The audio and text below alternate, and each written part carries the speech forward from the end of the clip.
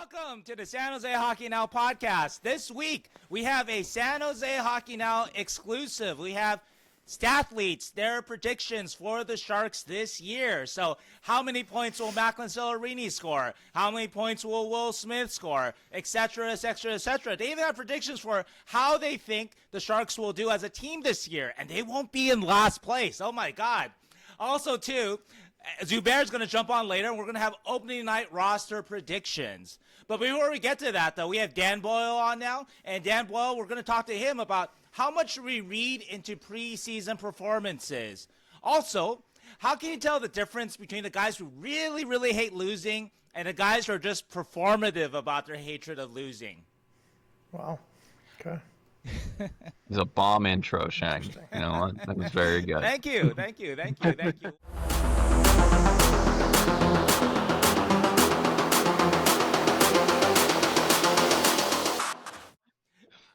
Before we get to all that, though, let's talk about Bring Hockey Back, bringhockeyback.net. Bring Hockey Back, they have the coolest Sharks t-shirts. I'm wearing a different one. This one is the Mac Attack one. And yes, I did wash my Sharks one from last week, finally, after 6 months.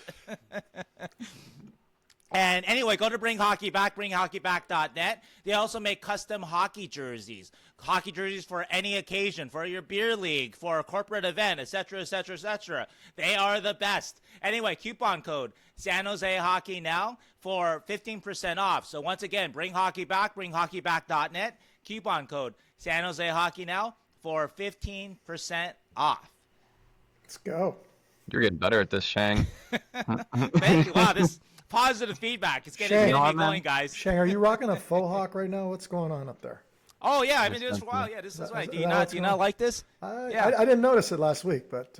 Yeah, I've been doing this for... I'll be honest. It's been since I started dating. I need to get a kind of a hairstyle to get together. Yeah. All right. My hair's not as good as yours, Dan's. Like, I'm losing it a little bit.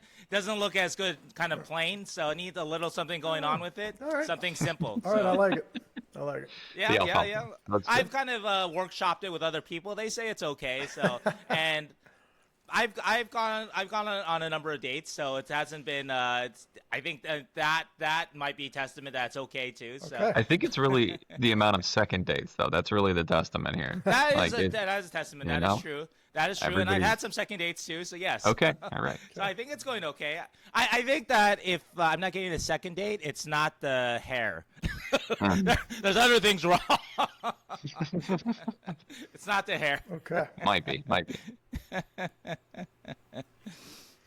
All right, Dan, you wanted us to talk about movies on a plane again, which apparently is a theme for Dan Boyle. Yes. So, the movies that you watch on planes. So, by the way, look at this, huh? No? Oh, yeah. Look at that. Stepping up to the Dan's big got the time. good mic today. I've got the shit mic. Big time. With my Air Canada headphones, too. So, anywho. So I was talking to Zubair right as I went to Ottawa to visit some family, and as we were about to take off, I was texting back and forth with Zubair, and he said, "What movie are you going to watch?" And I was scrolling through the Air Canada thing, and I had seen the movies that you would want to see, and the other ones I didn't want to see. So the only option I had was a movie called 28 Years Later. So for those of you that are familiar with the horror movies, there was a 28 Days Later many years ago, and then I think they did 20 Weeks Later. Yep. Nothing memorable, but anyways, so 28 Years Later is, it's a zombie movie, and it's pretty, I don't like, okay, so second part of the story, which is a little out of wax. I don't like to fly, which we'll talk about one day. Really? Always my teammates that have played with me for the years, that's literally a podcast in itself. The stories where guys would try to, you see a guy that's scared of flying. What do? Do you comfort him? Not on the NHL. You make him freak the fuck out. The plane's going down, and you know what I mean? So I've always had this pretty big... What's that sound, Dan? So I've had this crazy fear of flying. So now when I fly, I take this wonderful little drug called Xanax, which is an anxiety medicine, but it makes you go to sleep. So, put a Xanax in as we're about to take off, and grabbed a little selfie of myself watching 28 Years Later with the lady right beside me who seemed none too pleased because the opening scene has just zombies coming in, biting people, spitting blood, blood's just shooting out of every orifices. And she was just. Oh, that's like in the chapel. I remember that. Yes, in the chapel. Yeah, right. And I could tell she was judging me, and she didn't like it. So I thought it was pretty funny in those airplanes that, some of the movie choices that people beside you, with all the airplanes now, it's usually pretty decent sized screens right beside you, and I just wanted to know, do we judge people for what they're watching, or do we just, let it go? I don't know. She did not seem too happy with me. I feel like when I'm picking a movie, I do go, I'm not going to watch 7, because if I watch Basic 7 instinct. on an airplane, or if I watch something with gratuitous nudity. So you're thoughtful of your seat partner and what you don't want them to see. So that's very nice of you. Obviously, I did not give a fuck because I'm watching 28 years later. She's just going to have to like it. So you're much more selfless than I am, I guess, in this situation. I would imagine all the parents have to hide their kids' eyes. I mean, if it was a kid, I would probably, as a dad, I would. You'd look around and go. I would be like, "Hey, kid, you're gonna sit here and watch this." No, I'm kidding. I'd probably, put something on that with a little more taste. Called the Human Centipede. But with a human, you threw human in there. With an adult, they're just gonna have to suffer. So I fell asleep. I don't know if she watched it, turned it off. I don't recall, but anyways, I thought it was a pretty funny story. And then the second part of the story is so the director of 28 Years Later, 28 Days Later, and a bunch of other films. His name is Danny Boyle. Slumdog Millionaire. Slumdog Millionaire, among others. And not a great story, but a funny little story is years ago when I was playing, the night before a game, we were in LA, and there was a band I wanted to see. I can't remember who it was, and they were playing at the Roxy. It was not a huge band, but, and my buddy who works for Live Nation put me on the list, but he put me on the list wrong night. So I went in and I said, Dan Boyle, and he goes, "Oh, Danny Boyle, the director." And I go, "Yeah." And he thought I was Danny Boyle, the director. And so I went in, I brought in, 2 or 3, I think I was with Tampa at the time. So I went in to a show because whoever was working the door obviously had no idea what Danny Boyle looked like, but he thought I was the director, and so I got to see a show that night because of Danny Boyle. So not a great story, but just to tie it into the 20 haven't met him yet.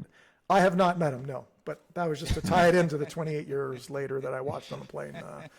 Well, Danny Boyle, if you're listening, this motherfucker Thank you. has been impersonating you. Thank you. Yeah. Identity theft is not a joke, Dan.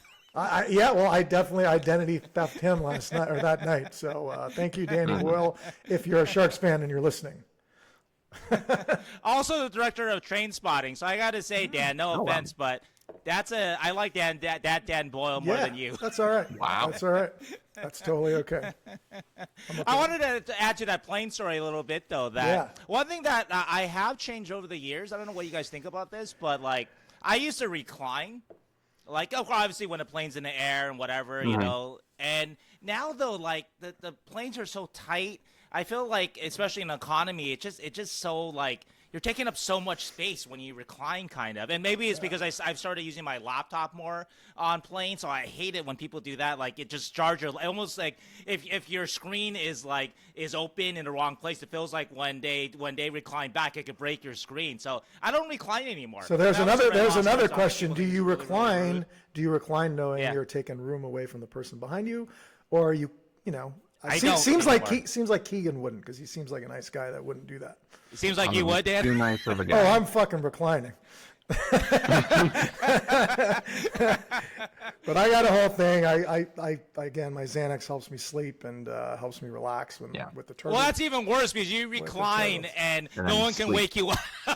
I got excuse me, sir. The neck pillow, the eye mask, recline, and a movie. I don't watch a lot of movies just because we watch a lot of I'll call it, well, actually, my fiance calls it garbage TV. We watch a lot of garbage TV, reality shows and stuff like that, just because she likes it, and I'm watching hockey on my laptop anyway.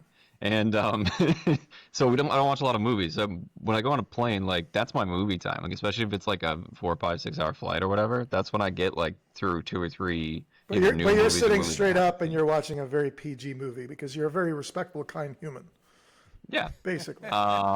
most of the time.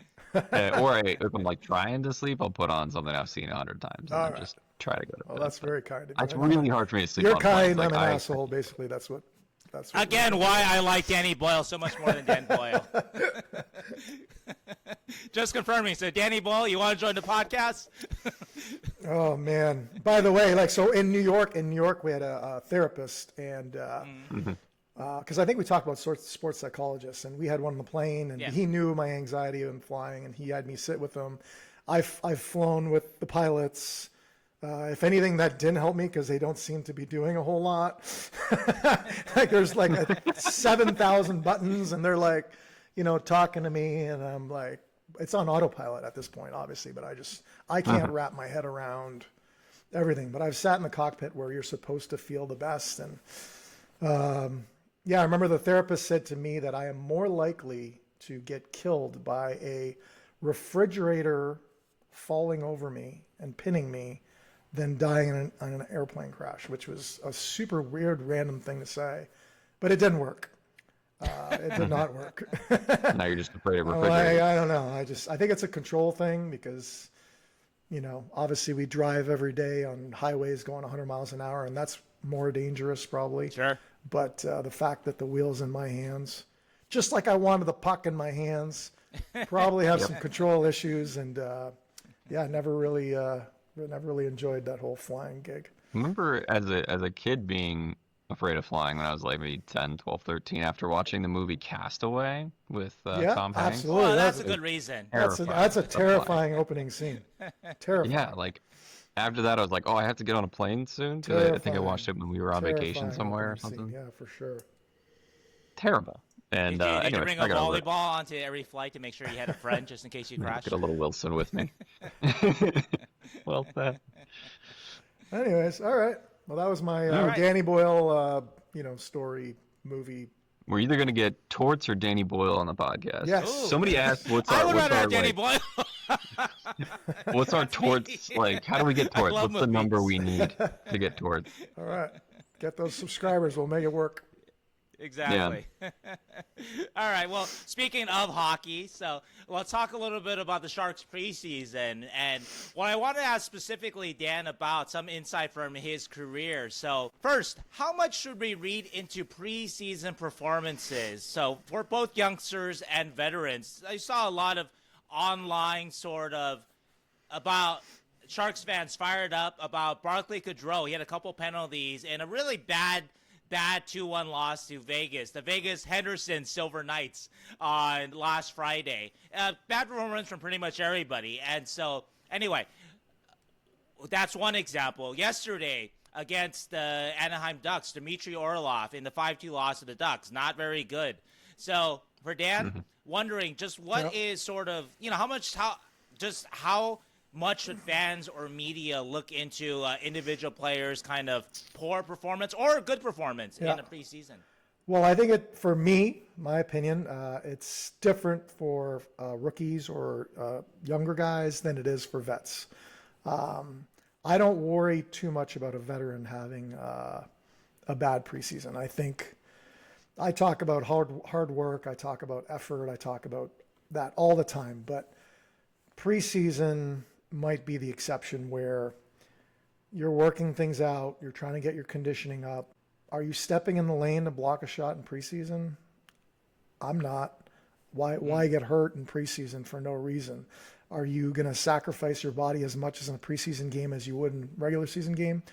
When you're a veteran, no, I don't need to see that. I don't need to see Macklin. Well, he's not an old guy, but I don't need to see my stars sacrificing their bodies in the preseason. So I think as a vet, you're trying to get your conditioning up. You're trying to get your timing up. You may try a few things in preseason that you wouldn't try in the season just to see if it works. So it might be a bad read or a bad decision, but that's the time to try it, is in preseason when you can get away with stuff. So I don't put too much stock into it.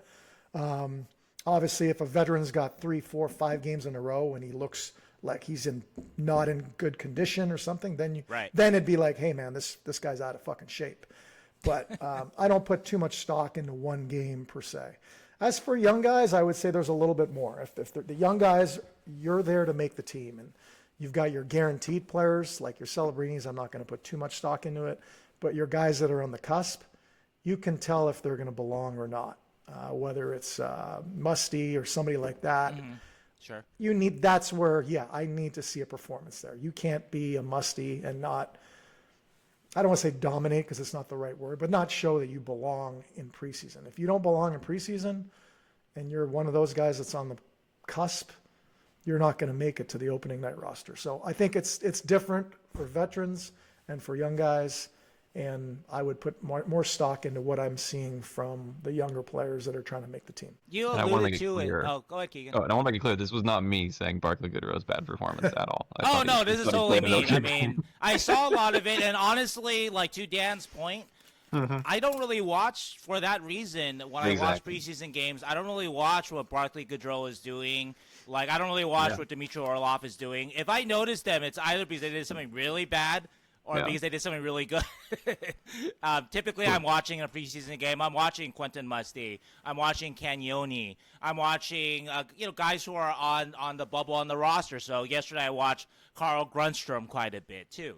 So that's kind of thinking informs how I watch a preseason game. But that said, though, and Dan alludes to this, that sometimes, though, if you watch very carefully, you can see a guy really slip or you can see a veteran's kind of slippage or decline in the preseason because he's just slower. He's just whatever's going on, and that's what Dan's kind of alluding to. But I think that's hard to see, though, right? Like you really got to watch this player carefully, this veteran carefully, throughout. Does that kind of? I don't know if you ever had that experience, Dan. Where you just kinda saw I'm trying to think. I mean, again, Yeah. as a 33, 34, 35-year-old, I'm playing in an exhibition game I'm not going out there going to sacrifice my body. That being said, Right.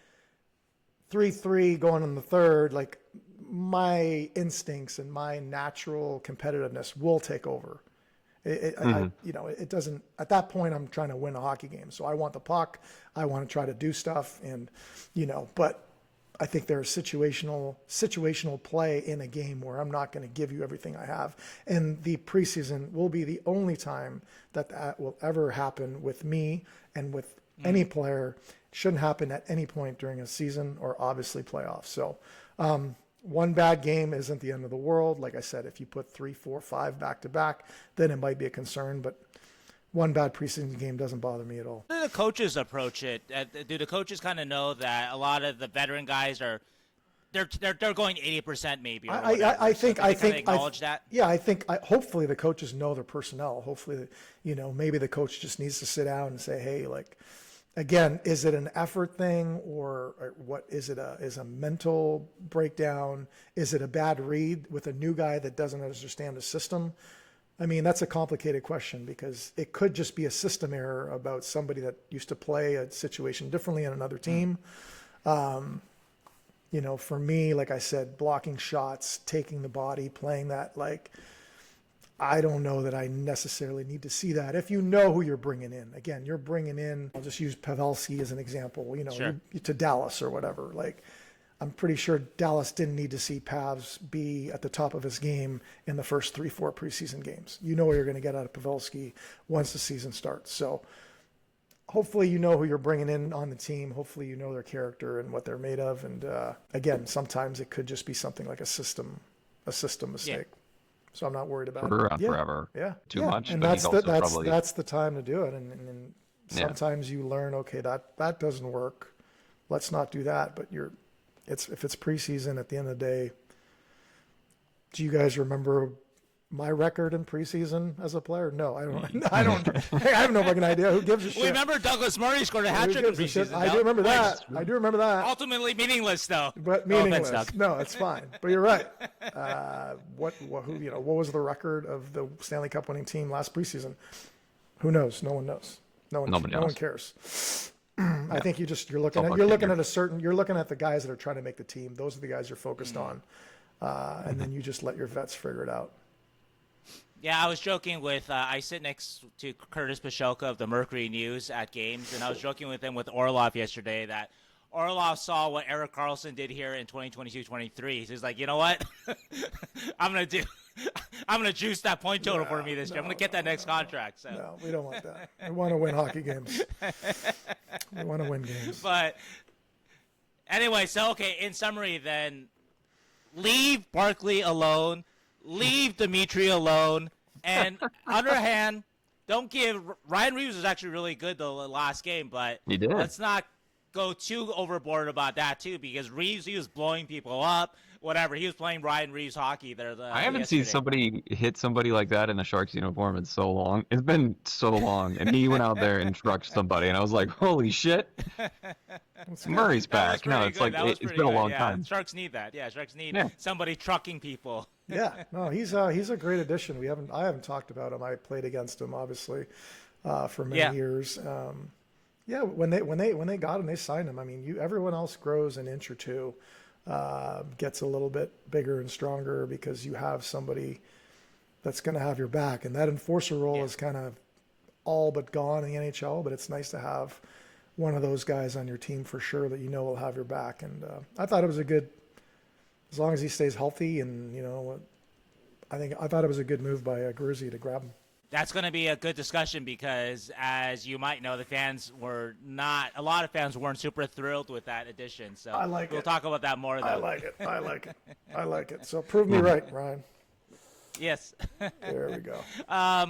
So next thing I wanted to talk about with Dan was something interesting about William Eklund, actually. And William Eklund, yesterday after the game, I've noticed this throughout training camp that William Eklund is showing this kind of, disgust with losing, this really clear disgust with losing, not that he wasn't disgusted a couple of years ago, but I feel like a couple of years ago, William, this is just me kind of reading into things, but I felt like he thought in 2023-24, which is the worst Shark season in like 30 years, it was his first full season.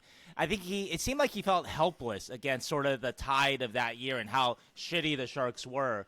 Whereas this year, I feel like there's more confidence. There's more kind of, I don't know if it's like a righteous fury or anger or whatnot. But anyway, what I wanted to ask Dan about is, and I wrote about this yesterday in my article, my game story about yesterday, that every player, of course, wants to be a factor in winning hockey games. That's something that Ryan Warsofsky talked about, that William Eklund is a factor in winning, wants to be a factor in winning hockey games. Every player wants to be a factor. But the difference I'm seeing with Eklund, and you see it immediately with a Macklin Celebrini too, is that Eklund is now confident. He's sure that he can be a factor in the NHL. Not everybody is sure about that in this league. He's confident of his ability in the best league in the world. And also he's executing too, which is preseason too, but he also did last year to some degree. So anyway, I want to talk to Dan about this combination of talent and confidence and execution, and that's where you want to get at. Yep. And I think, Dan, that's what happened to you, Dan, when you moved from Florida to Tampa Bay. Yeah, I mean, every player is different. Again, I can't speak for what a first-round overall pick's going to go through, but I'd like to think that at the very beginning, the first level is you're new, your eyes are big, and you're just trying to fit in, and you're just trying to figure out, can I be an NHL player? Like, you're not thinking about dominating games. You're not, and again, I'm not speaking for every single player because there might have been some players that thought that right out of the gate. But most players, when they start, especially if you're non-drafted or a low pick or even, you're just trying to find your way, and ultimately you're trying to convince yourself that you belong here. I remember my first camp in Florida, which is probably the only time in my career that I thought, shit, I don't belong here. There was Pavel Bure and Mellenby and, these guys around me, Jovanovski, and I was like almost starstruck. I did not belong there. It was the only time. The following camp, it was like, okay, here I am. I was still undrafted. I was a nobody as far as they were concerned, but I was just trying to fit in, trying to find my way. And I think that's what happens for the first year or two. And then eventually, when the key word is confidence, when you have that confidence in yourself that, hey, not only am I here, but I'm going to be a factor every fucking night. And then you have that confidence, assuming you have the ability to back it up.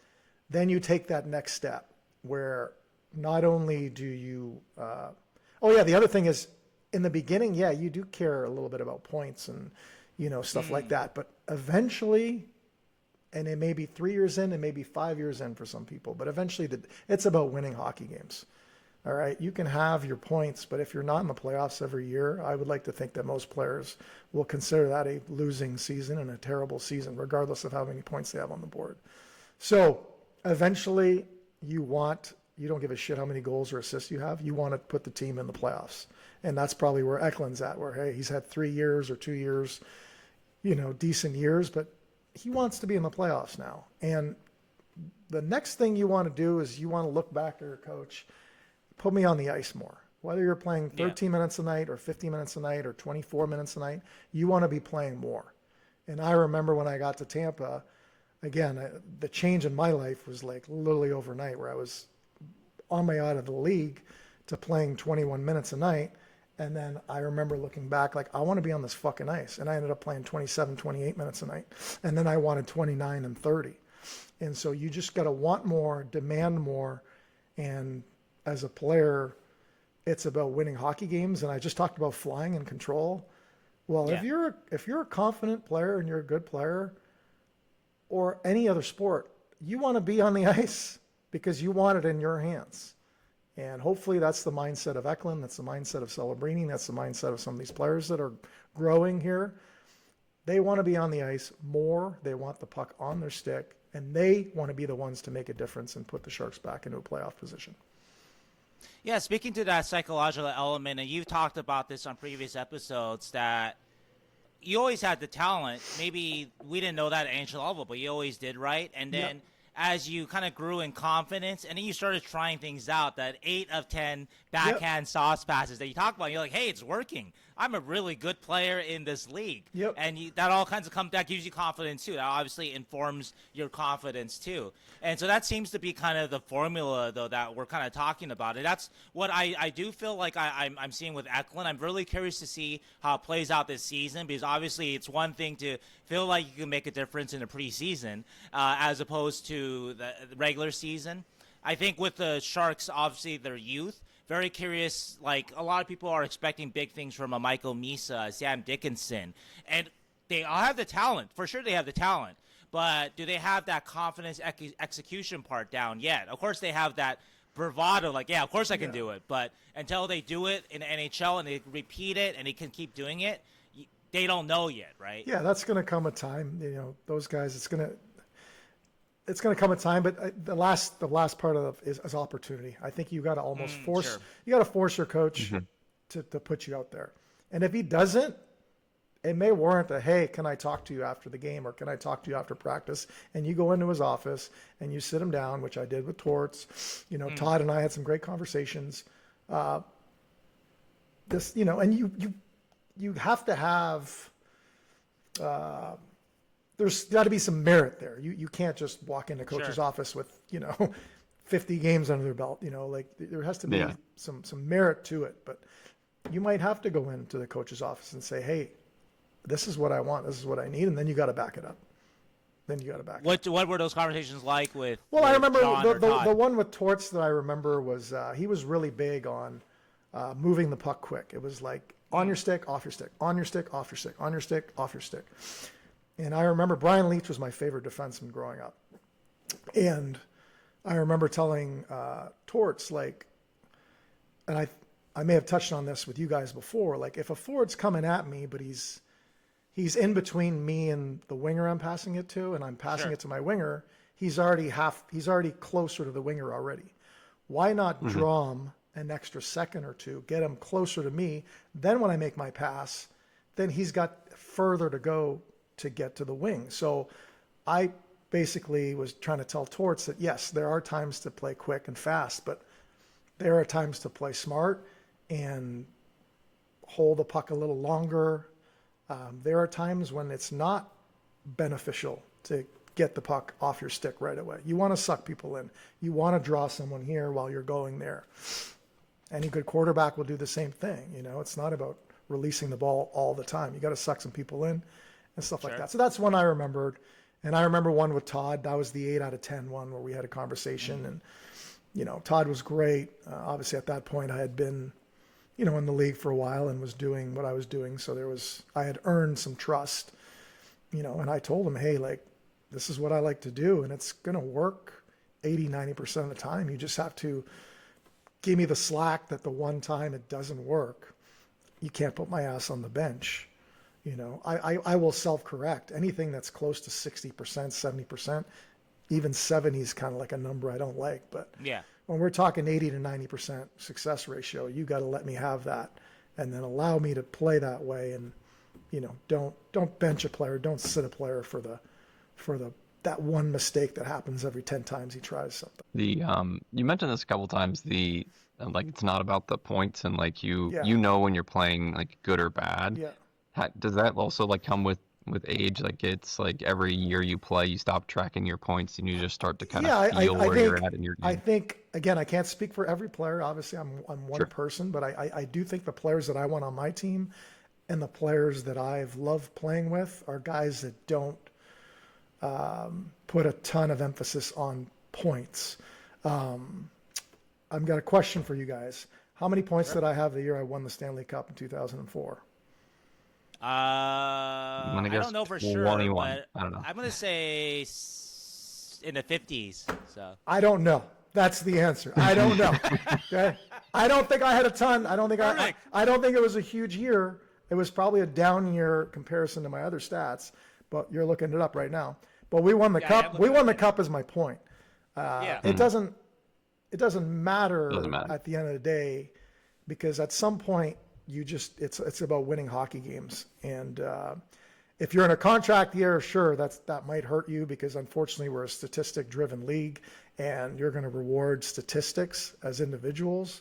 But if you're trying to win a Stanley Cup, at the end of the day, whether Macklin gets 20 goals this year or 50, personally, I don't give a shit as long as they make the playoffs and as long as he's playing great and doing what he needs to do.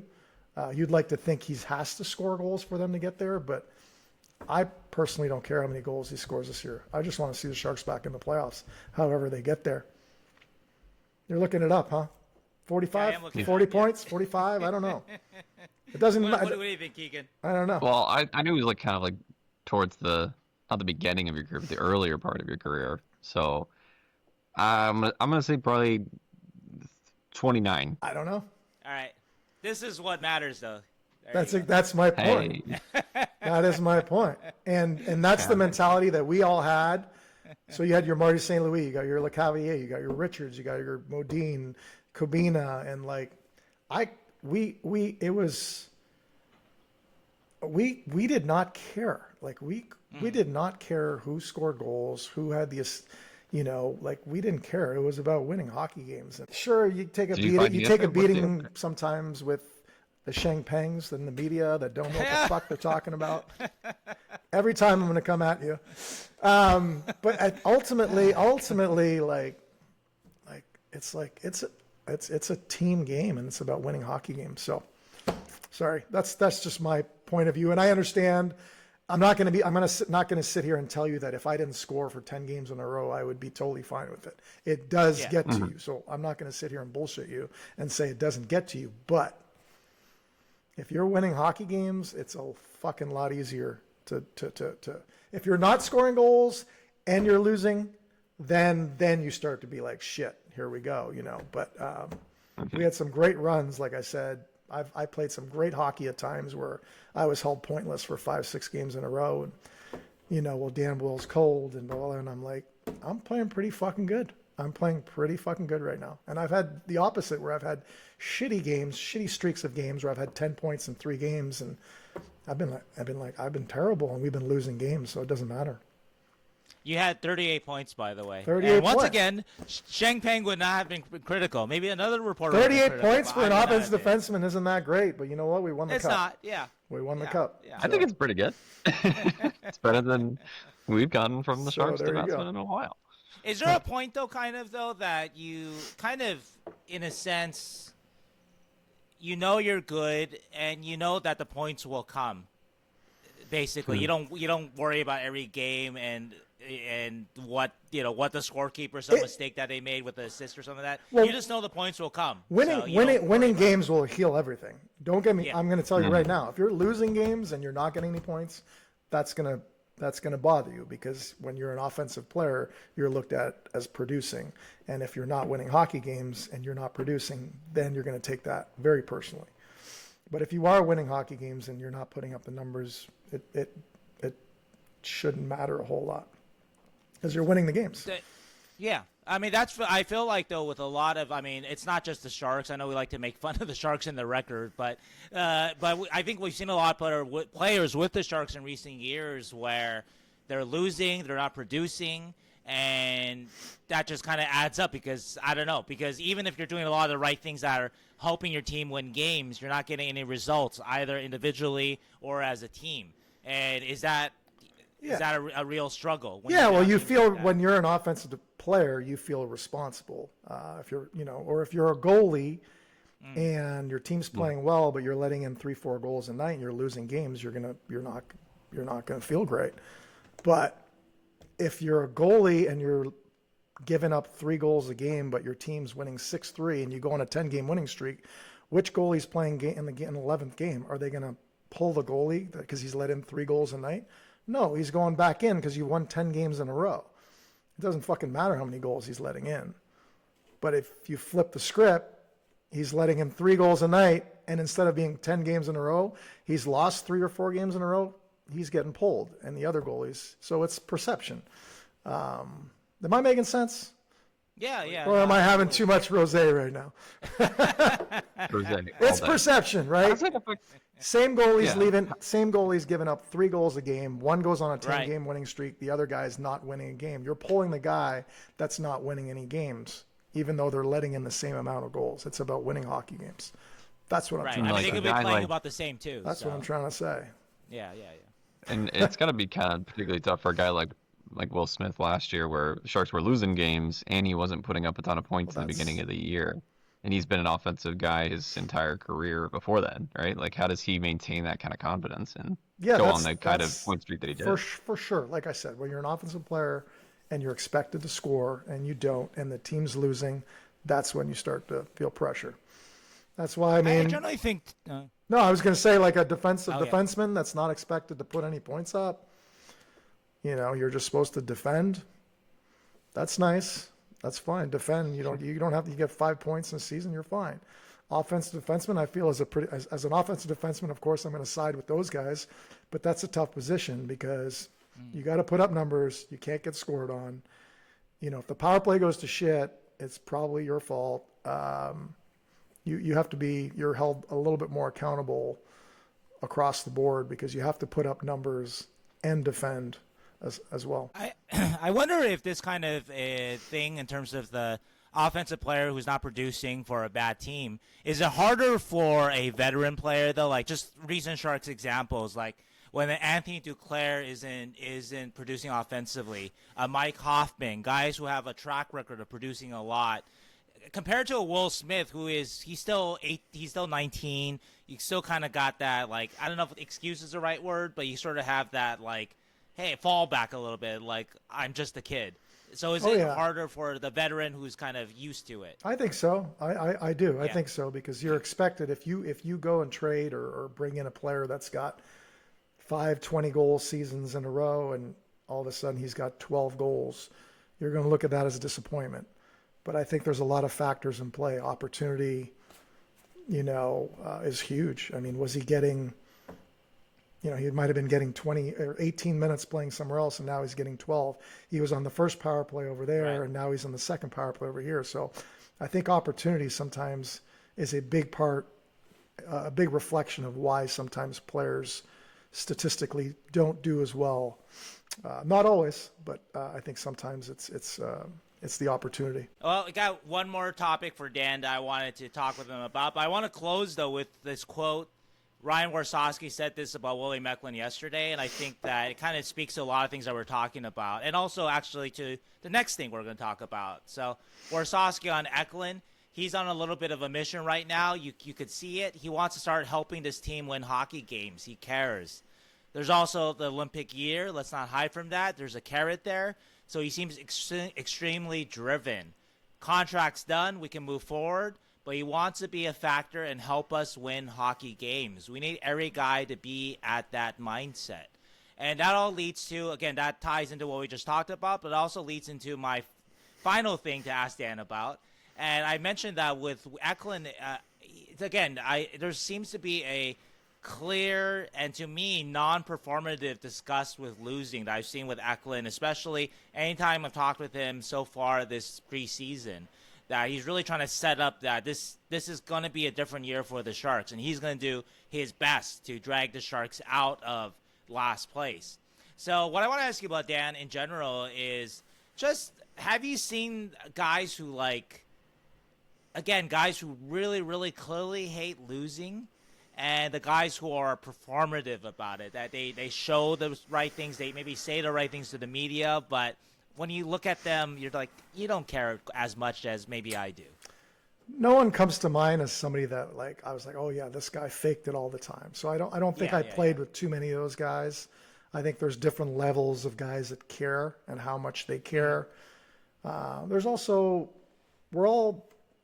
I talked about, it's a team game, but we're all individuals and we're all different. Right. I know after a bad game and a bad loss, it would take me a while, hours to and sometimes I would just go back to my room or go back home. I watched most of my games and I was pissed till the next day. Some guys could, the second they get in their car and get home or whatever, the page was turned. So I think as far as separating who cares more, I don't know. Hopefully you don't have too many guys that are faking it, if you will. Mm-hmm. I think you know who those guys are. You can tell which guys care by the way that here comes again, their work ethic. Okay. That night in practice the next day, the following game, you can tell guys that are trying. If things don't work, try something different, try harder, try whatever. Or are you just going to sit there and, be happy with what's going on? I cannot say I've had too many guys that were faking it. I can just say that guys were much better at turning the page than I was. For me, it took a while. That's why when you idiots came down 5 minutes after the game, I still wasn't happy to see you guys because I was still kind of in that moment, and other guys were better at just flipping that switch off. Okay, but it basically doesn't indicate though that a guy cares more than the other. I mean, in my mind, I would never say this out loud. In my mind, I know that there's guys that I think about. I played 18 years that I'd be like, this is a fucking guy I go through a wall for. This is a guy that gives a shit. This is a guy that cares more than this guy. You're not going to get who out of me right now. But yeah, I think, I just can't see that some guys don't care, that it's a theatrical, Mm-hmm. But, there's different levels. There's different levels of guys and how much they care about winning and losing for sure. Not everyone cares the same. Let me ask you, not asking you to throw anybody under the bus, but how many guys in your Doug Murray didn't give a shit about winning hockey games. He fucking didn't care. I'm kidding. Yeah, you say that now he's in Sweden. If he was still in your locker room, you wouldn't say I love Cranky. He's the best. So no, he was awesome. He definitely cared about losing, and he was a great teammate. But how many guys did you play with that you just thought I don't want to go into playoffs with this guy? As in I don't want him on my the team. Percentage. I don't want him on my team. Yeah. I would say less than 10%. Okay. There's 20 guys on every team. You're talking 2 guys per team, maybe. I was very fortunate. Again, sorry, when I'm looking up, I'm thinking right now. I would say probably 10%. There's probably just a couple guys on every team that, but some of that wasn't necessarily always their fault. If they're not getting the right opportunity or they're not put in the right position to succeed, I've been that guy. I've been the guy that just played power plays, just played fourth line forward as a defenseman, been in and out of the lineup. It's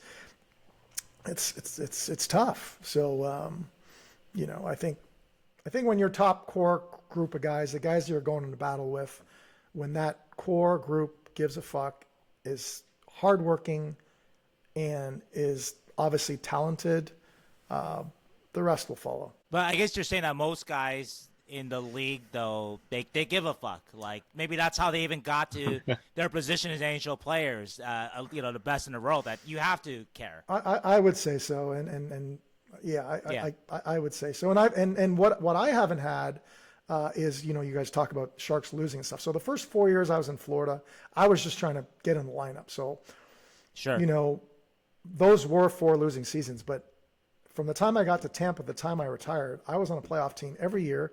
And not only was I on a playoff team every year, I was on a probably top 3 to 5 Stanley Cup favorite team every year. In Tampa, we were, from the year we won till after. And San Jose, for the 6 years I was here, we were always one of the top favorite 5 teams to win. And my last 2 years in New York, we won the President's Trophy. So I don't have the experience of what it's like to be on a losing team while being an established player. My losing years were in Florida, and I was just trying to get in the lineup. So I don't know what it's like to go through things like that. Right. So I'm out of, so I can't comment on being a veteran guy on a losing team, because it never happened to me. I got one final question for you, Dan. Yeah. So we're gonna get into the actual regular season here. What's your current hockey viewing like? Like, do you watch NHL every night? Is it or do you just kind of once in a while watch a Sharks game or an NHL game? I will record most games, but I will not. And as my kids get older, that's part of it. Is my kids needed me as they were younger, so my time was more valuable. Sure. But as they need me less, I'll probably watch a little more. But I will say I will record 75% of the games. But I will watch them in a fast forward type. I'll watch power plays. If it's a tight scoring game, I'll watch. But once it's 4-5-1, 6-1, I'm just kind of fast forwarding, seeing if anything catches my eye. Obviously doing radio and TV now, I have to keep up with who's playing, how they're playing. So before I do radio or TV, I'll watch a little bit more closely the 2 or 3 games prior, just so I don't go in there not knowing anything. So that's kind of it. I'll watch a 2.5 hour broadcast in about 30 to 45 minutes. Wow, really sped up. I'll watch certain players. If Cagnoni, did I mispronounce that? What's his? Cagnoni. Cagnoni. It's like cannoli. Yeah, Cagnoni. So I'll watch if they're like, hey, watch this kid. I'll watch his shifts, or I'm specific about what I'm watching when I'm watching it. But I'll get through a game in probably 45 minutes. Yeah, and I'll watch probably 75% of them. And then playoffs, Sharks have not been, but I'll usually watch whatever playoff game is on that night that catches my eye. And I'm getting older now, so there's less players that I've played with. But usually it'd be I'll go watch how my ex-teammate is doing here or there. You'll also come to SAP Center and crush a beer, too. I remember that. So, funny story about that. This is a funny story, actually. Hopefully people are listening. Make sure they would listen to this shit.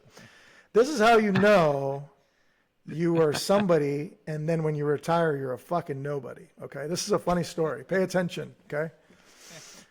So that particular game, they used to do have alumni come in and open the doors to the as the guys were going on the ice, and cheer them on. I said, I'll come to the game, but I'm not doing that. They're like, okay, well, can you in between periods wave the towel or whatever? I said, I don't want to do that. I'll come to the game, but I'm not doing any of that shit.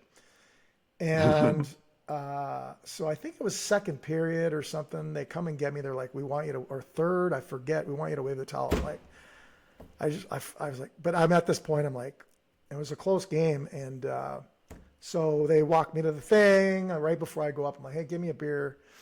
So whatever, I do my thing. I chug the beer. I wave the towel. I channel my inner Stone Cold Steve Austin, so it was pretty fun, pretty cool. I enjoyed it. I'm glad I did it. I didn't want to do it. I'm glad I did it.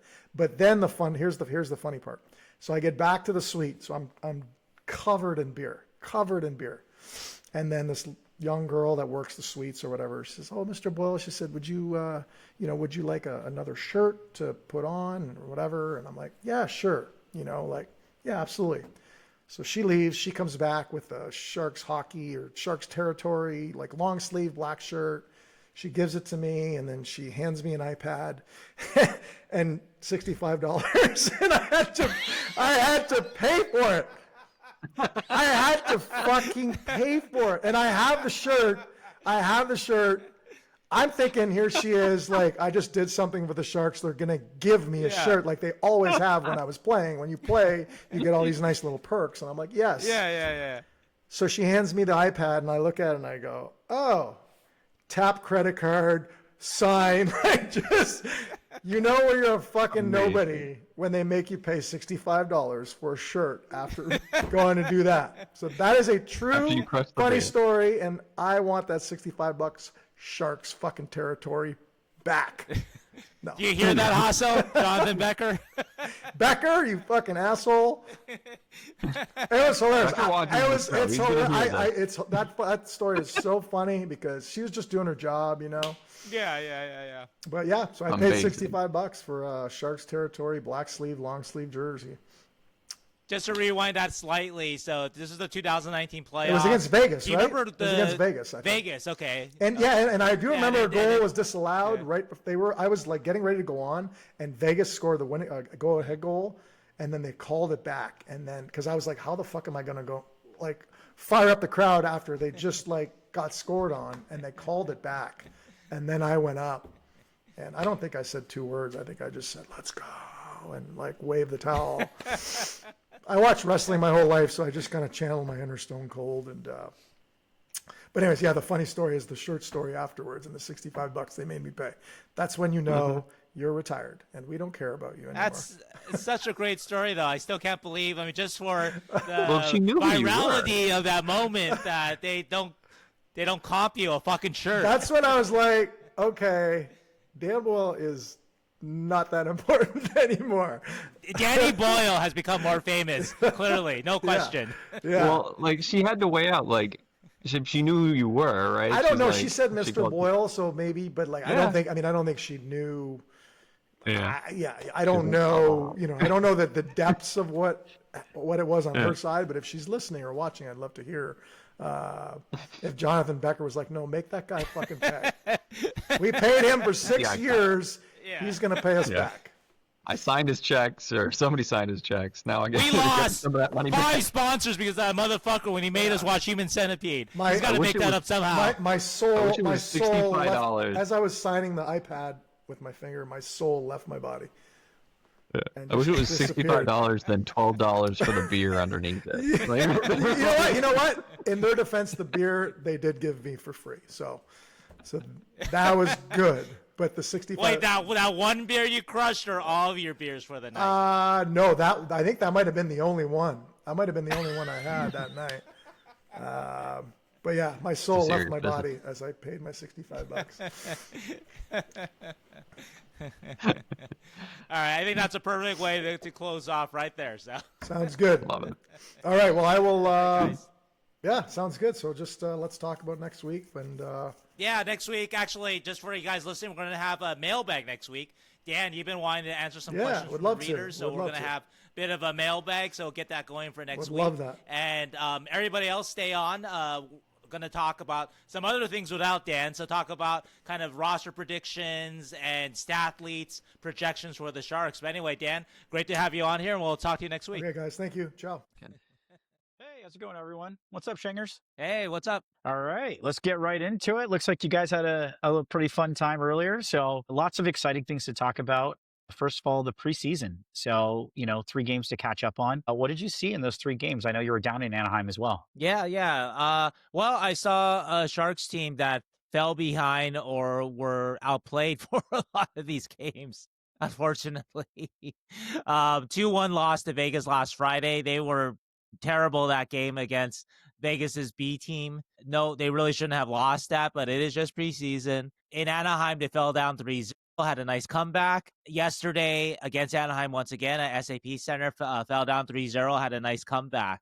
So I think general impressions, and I want to again, I say this a lot, but just to remind people, and we talked with Dan Boyle about this. I asked Dan, how seriously should we evaluate these veterans in these preseason games? And he said that we shouldn't, and I believe him. And so that aligns with what I watched during these preseason games. I'm not watching Philip Kurashev, Barclay Gaudreau, Ryan Reeves that much, guys like that much. And I know Reeves had a good game last game, like he stood out to me, but let's not make too big of a deal of it because it is guys, other NHL guys who aren't going all out.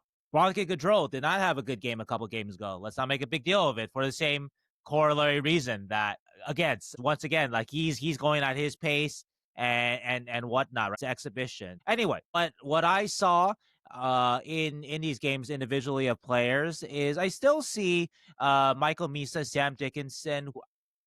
I don't know if they look great, but I see a lot of sort of there's they're going to make the team, and we'll talk about that in a little bit. We're going to kind of predict the opening night roster, but I see players that are handling the pace okay. It's not great.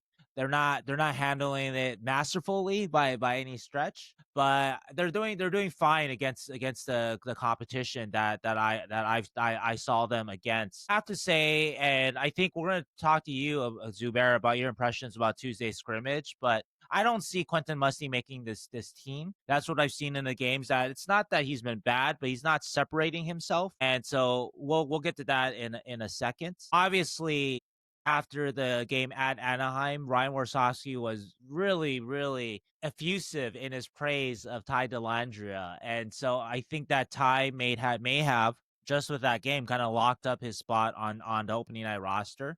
And I think there's going to be an interesting roster decision coming up that we are also going to talk about. I know I'm doing a lot of teasing here. Just a shout out to Ty during that game. 6 shots, 6 hits, 7 out of 10 on faceoffs.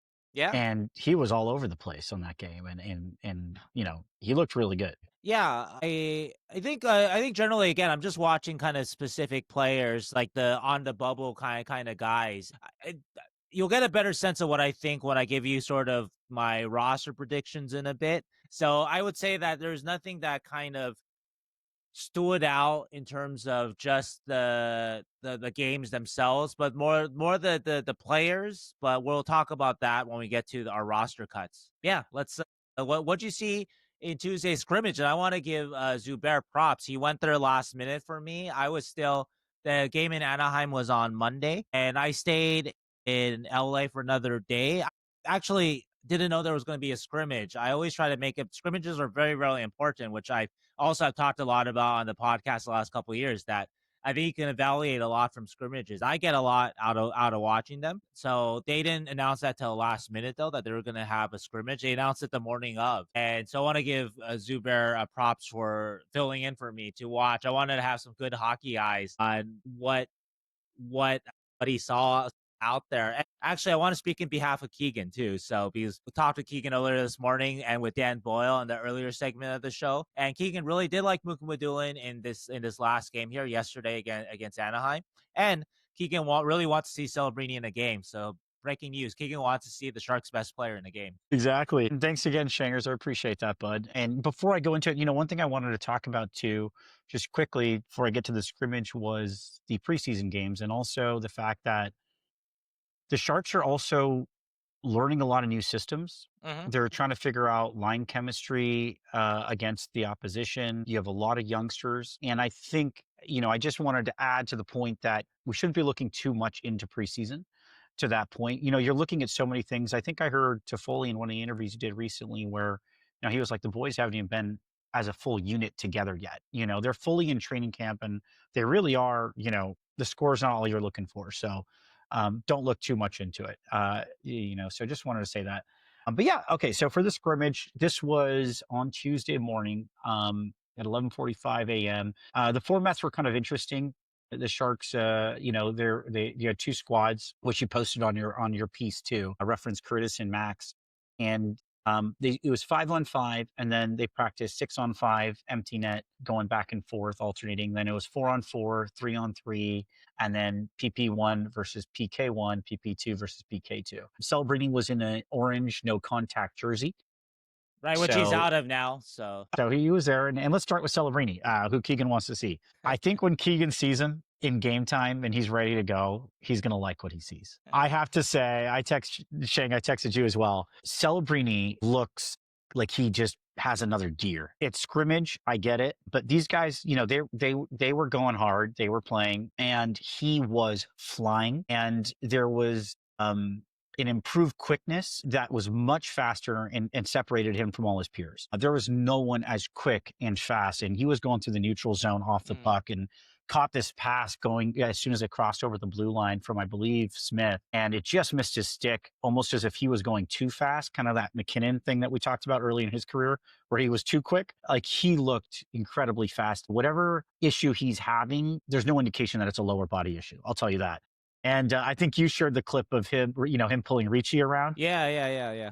It looked like he had just let Ricci off the ropes and he was let loose. He should pull me. That'll be a little bit of a challenge. Yeah, right.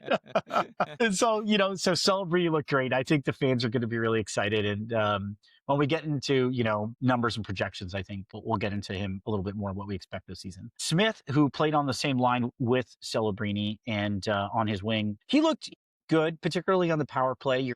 But, he looked good in 5-on-5 situations. He was more doing the cerebral play where he kind of slows the game down and waits for Celebrini to open up into a potential lane. And then he exposes that lane really well with his passing. From the brevity of the scrimmage, his puck distribution and composure under pressure looked great. But he seemed at his same speed and pace. I didn't see him like Celebrini getting an extra step this season. I know that he did say he put on some weight, so maybe we'll see that more in board work. And there just wasn't a lot of board work.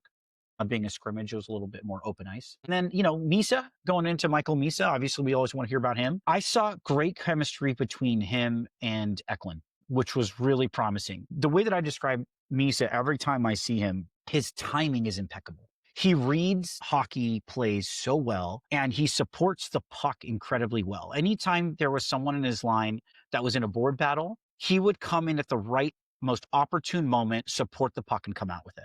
He reads the game well to the point of just, hey, this is the time. He went to the middle of the ice and finds soft ice with perfect timing. He almost looks effortless in doing so, but also that effortlessness had some concerns where with his excellent puck support and timing, I saw a lack of pace and sort of floated in the defensive zone a little too much, whereas a center, I want to see him really play under the puck like Wenberg does a little bit. That kind of defensive play, or even Celebrini. But, and then on the power play and through the neutral zone multiple times, he was forcing passes through lanes that just aren't there in the NHL game. I think he was used to having those lanes be open. You saw him and Chernyshov connect a lot on those sorts of plays through the middle of the ice and in the low slot, and those are just not here. Those were getting interrupted and they were getting turned over a lot. And so I think he's going to learn that. Nothing to be concerned about. These are just what happens. And, I like that he was trying those things. But yeah, overall, he looked good. And him and Eklund connected with basically the only goal of the scrimmage. So they also capitalized. I like what you said about the timing with Misa. That is something that I kind of intuited watching him. And that's something that he does seem to have. And I think that's going to help him survive with his he's not as quick as he needs to be yet. He's not as strong as he needs to be yet for the NHL, but that's going to help him, again, survive in the forest, survive among the trees, because he seems to know when to dart in and out.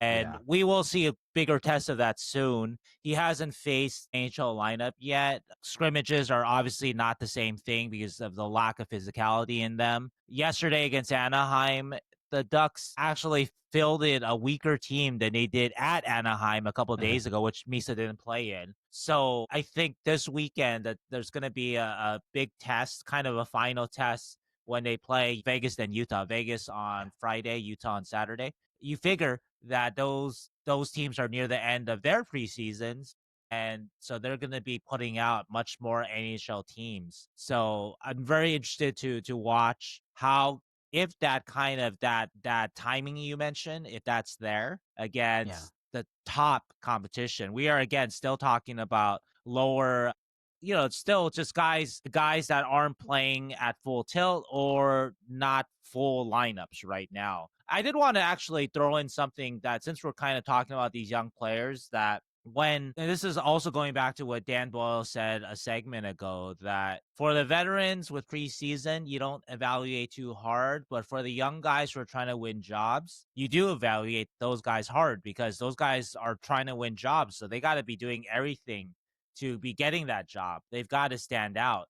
And so that applies to Michael Misa. That applies to Sam Dickinson. This is why, and you're going to get to Musty in a little bit, but in the games that I saw Musty, or actually the one game there, the loss to Vegas, but just in general, watching him the last week or so, not that he's been bad, but like he's not taking a job, right? And he doesn't have the roster reasons why you need to put out Misa and Dickinson, that they're either your NHL or CHL, and you don't want to send those two back to the OHL, at least right now. You can avoid it. So you got to take a job. Now also goes for Chernyshov, who was sent down early, for Beasted, who was sent down early, for Cam Lund, who's still there. So credit to Cam Lund, to Igor Afanaseyev, who's still there. Anyway, you got to take a job from somebody. So scrimmages are a part of that too, of course. And the guys have really got to stand out there. But anyway, go ahead. Yeah.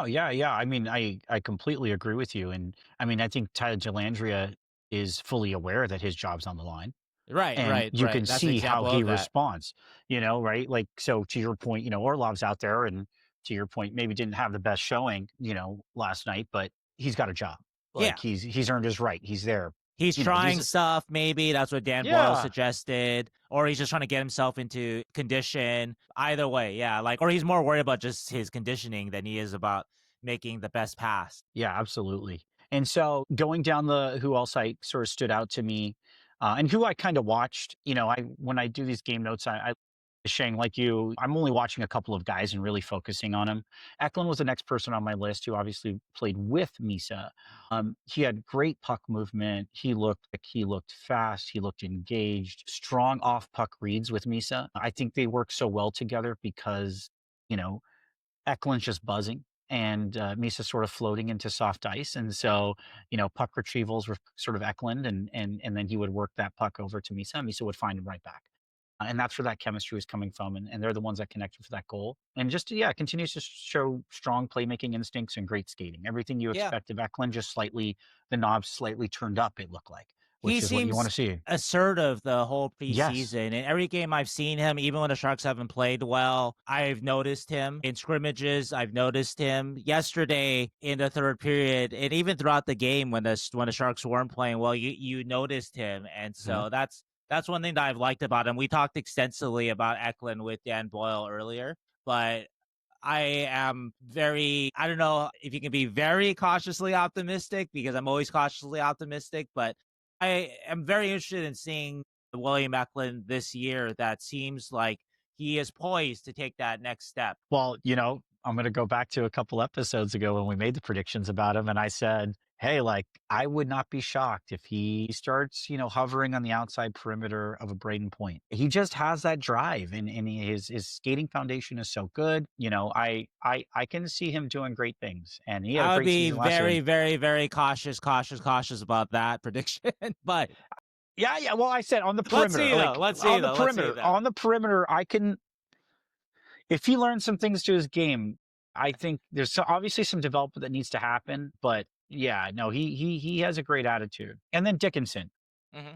Watching Dickinson through preseason and also the scrimmage, I've actually been more impressed going into what I was expecting. He's actually processing, our biggest concern with Dickinson, you guys have heard us talk about it, is his processing, particularly at higher speeds and at the NHL level. He actually has been exuding a good sense of, when to jump into play and making really strong tape-to-tape outlet passes. He's very crisp in his fine details of the game. What I saw from Dickinson is he was able to create offense from the back end, knew when to jump into plays and support the puck, and through transition and entering the offensive zone very well. There's a great play where Skinner came in and on the high point kind of got pinned off, and his only move, Skinner, was to stop short and protect the puck.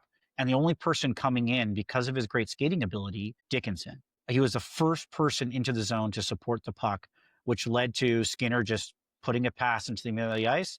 Dickinson had a little breakaway. And he beat his forwards into the zone.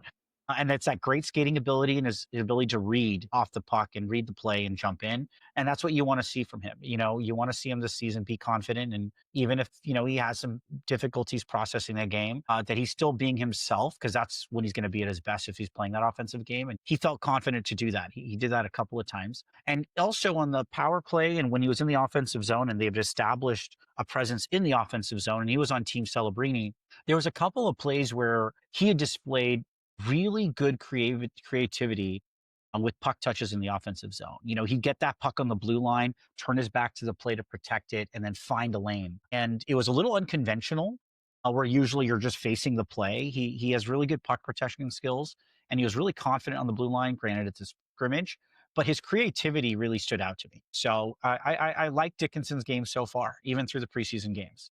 Yeah, I think the big test, though, will be the killing of plays defensively. But that's what Ryan Warsofsky has emphasized, that he's not really too worried about Dickinson, his creativity or his offense. Warsofsky hasn't mentioned that once. Warsofsky has mentioned over and over again to us is that he still has to learn to play defense at a higher level, that he didn't have to do that much with London.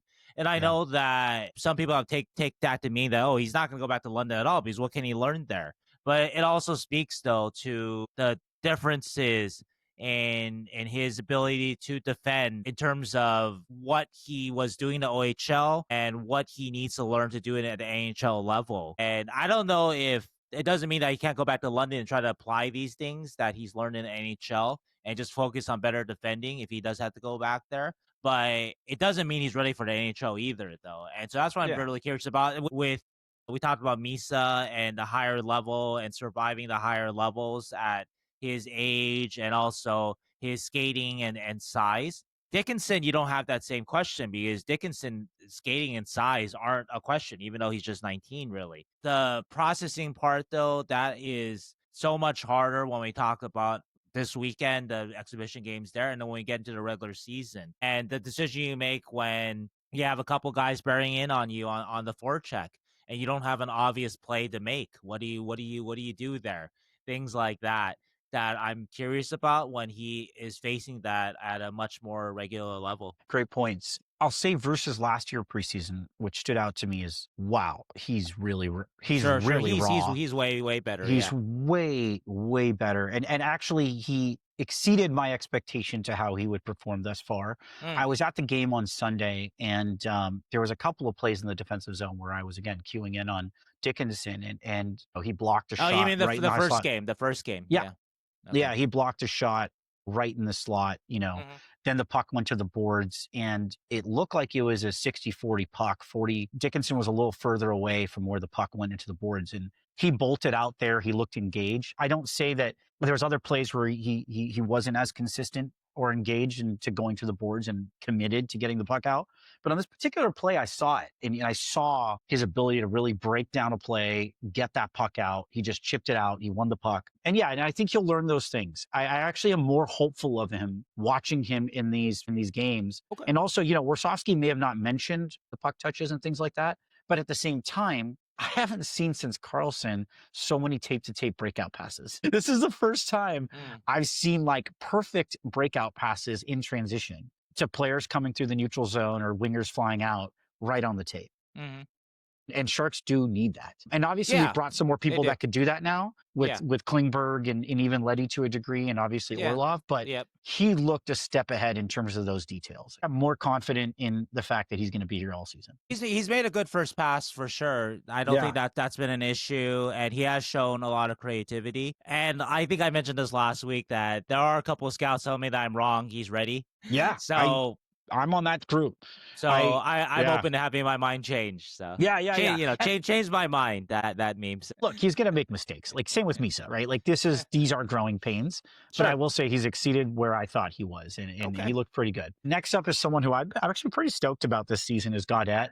And in every game I watch him, I notice a little bit more. In the scrimmage, he really stood out. Obviously, reliable two-way presence. He played with more pace than I knew he had. Mhm. He's actually pretty quick, and he scans well. His head was up when he was playing with pace. He had really good puck control. You really saw that Hobie Baker. You know him as a Well, fourth liner. he's a 44 goal scorer in the AHL, and that's about what that's the level of a scrimmage. So That's right, true. so Yeah. That's a fair point. What I did see though, that in I think it was the Anaheim, the game in Anaheim, is that he had a moment there, and he can rip it.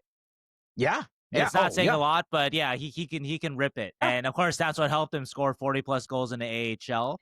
Yeah. And also too, what got him to 19 last year, and we forgot this last week.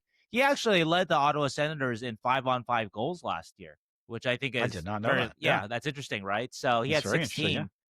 With And- limited time on ice. Right, limited time on ice. And so he definitely is kind of a sleeper candidate, and also if he stays on the fourth line, he's going to bring an element that the Sharks' fourth line hasn't had in a long time. Or if he moves up the lineup, plays wing or center, that there is a bit of unlocked potential there, as you are pointing to. Yeah. I've been watching him closely, and I really like what I see. He was also strong in the transition and on puck retrievals.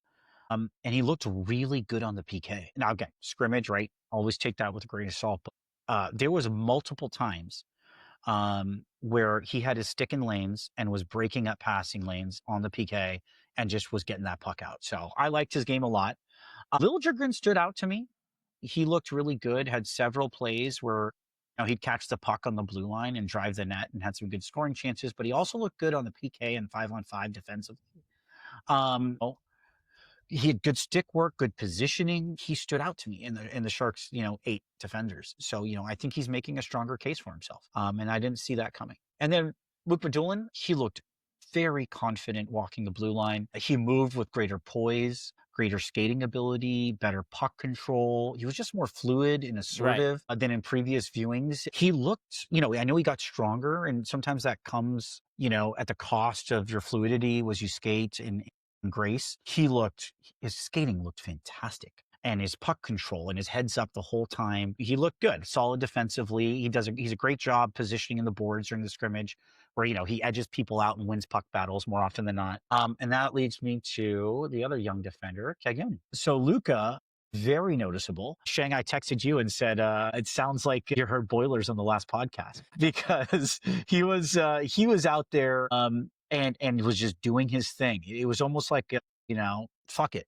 This is the player I am, and I'm going to do it. He had several great rushes. I'll say one of them, he looked Eklund-esque, where he came down the side of the wing, did a spinorama, baited, I believe it was Letty, and then just backhand, almost upstairs. He deked a couple people out. He deked people on the blue line like Carlson would. He was just showing flashes, but also defensively looked very good. Outside the spinoramas and the dangles, there was some consistency on defense, and he was using his body well. And so I liked Keegan in his game too. I wonder if there's been a little light bulb off that's gone off for him, because I thought that game at Anaheim that he got better and better as that game went on. I don't know if he started off that game as strong, but as we got deeper into the game, he started making plays and just trying things out that he can do. And they were working for the most part. And he was also winning battles, or at least holding his own in battles. I remember against Granlund, against Seneca. Seneca's just 19, but Seneca's big too. Yeah. And so that seems to have carried over to the next day to the scrimmage. And I wonder for him because I didn't notice him as much in the preseason in scrimmages earlier in camp.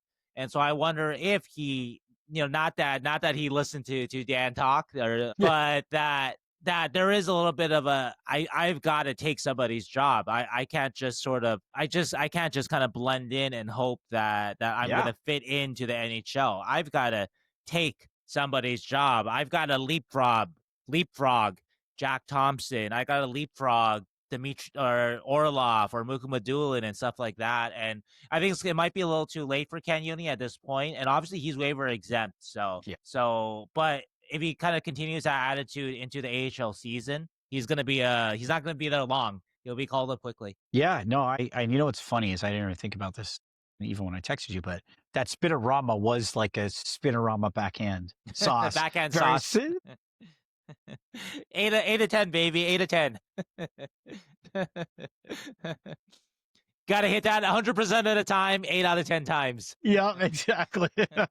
So I thought it was pretty cool. So maybe Yeah. he's listening to the pod. If he is, Luca, we love it. Keep being you, bud. And so no, and then that brings us to Musty. You know, a lot of great stuff from what I saw from those guys. Obviously, Musty's another guy I'm watching closely. You know, he looks like he's really struggling at NHL speed and pace.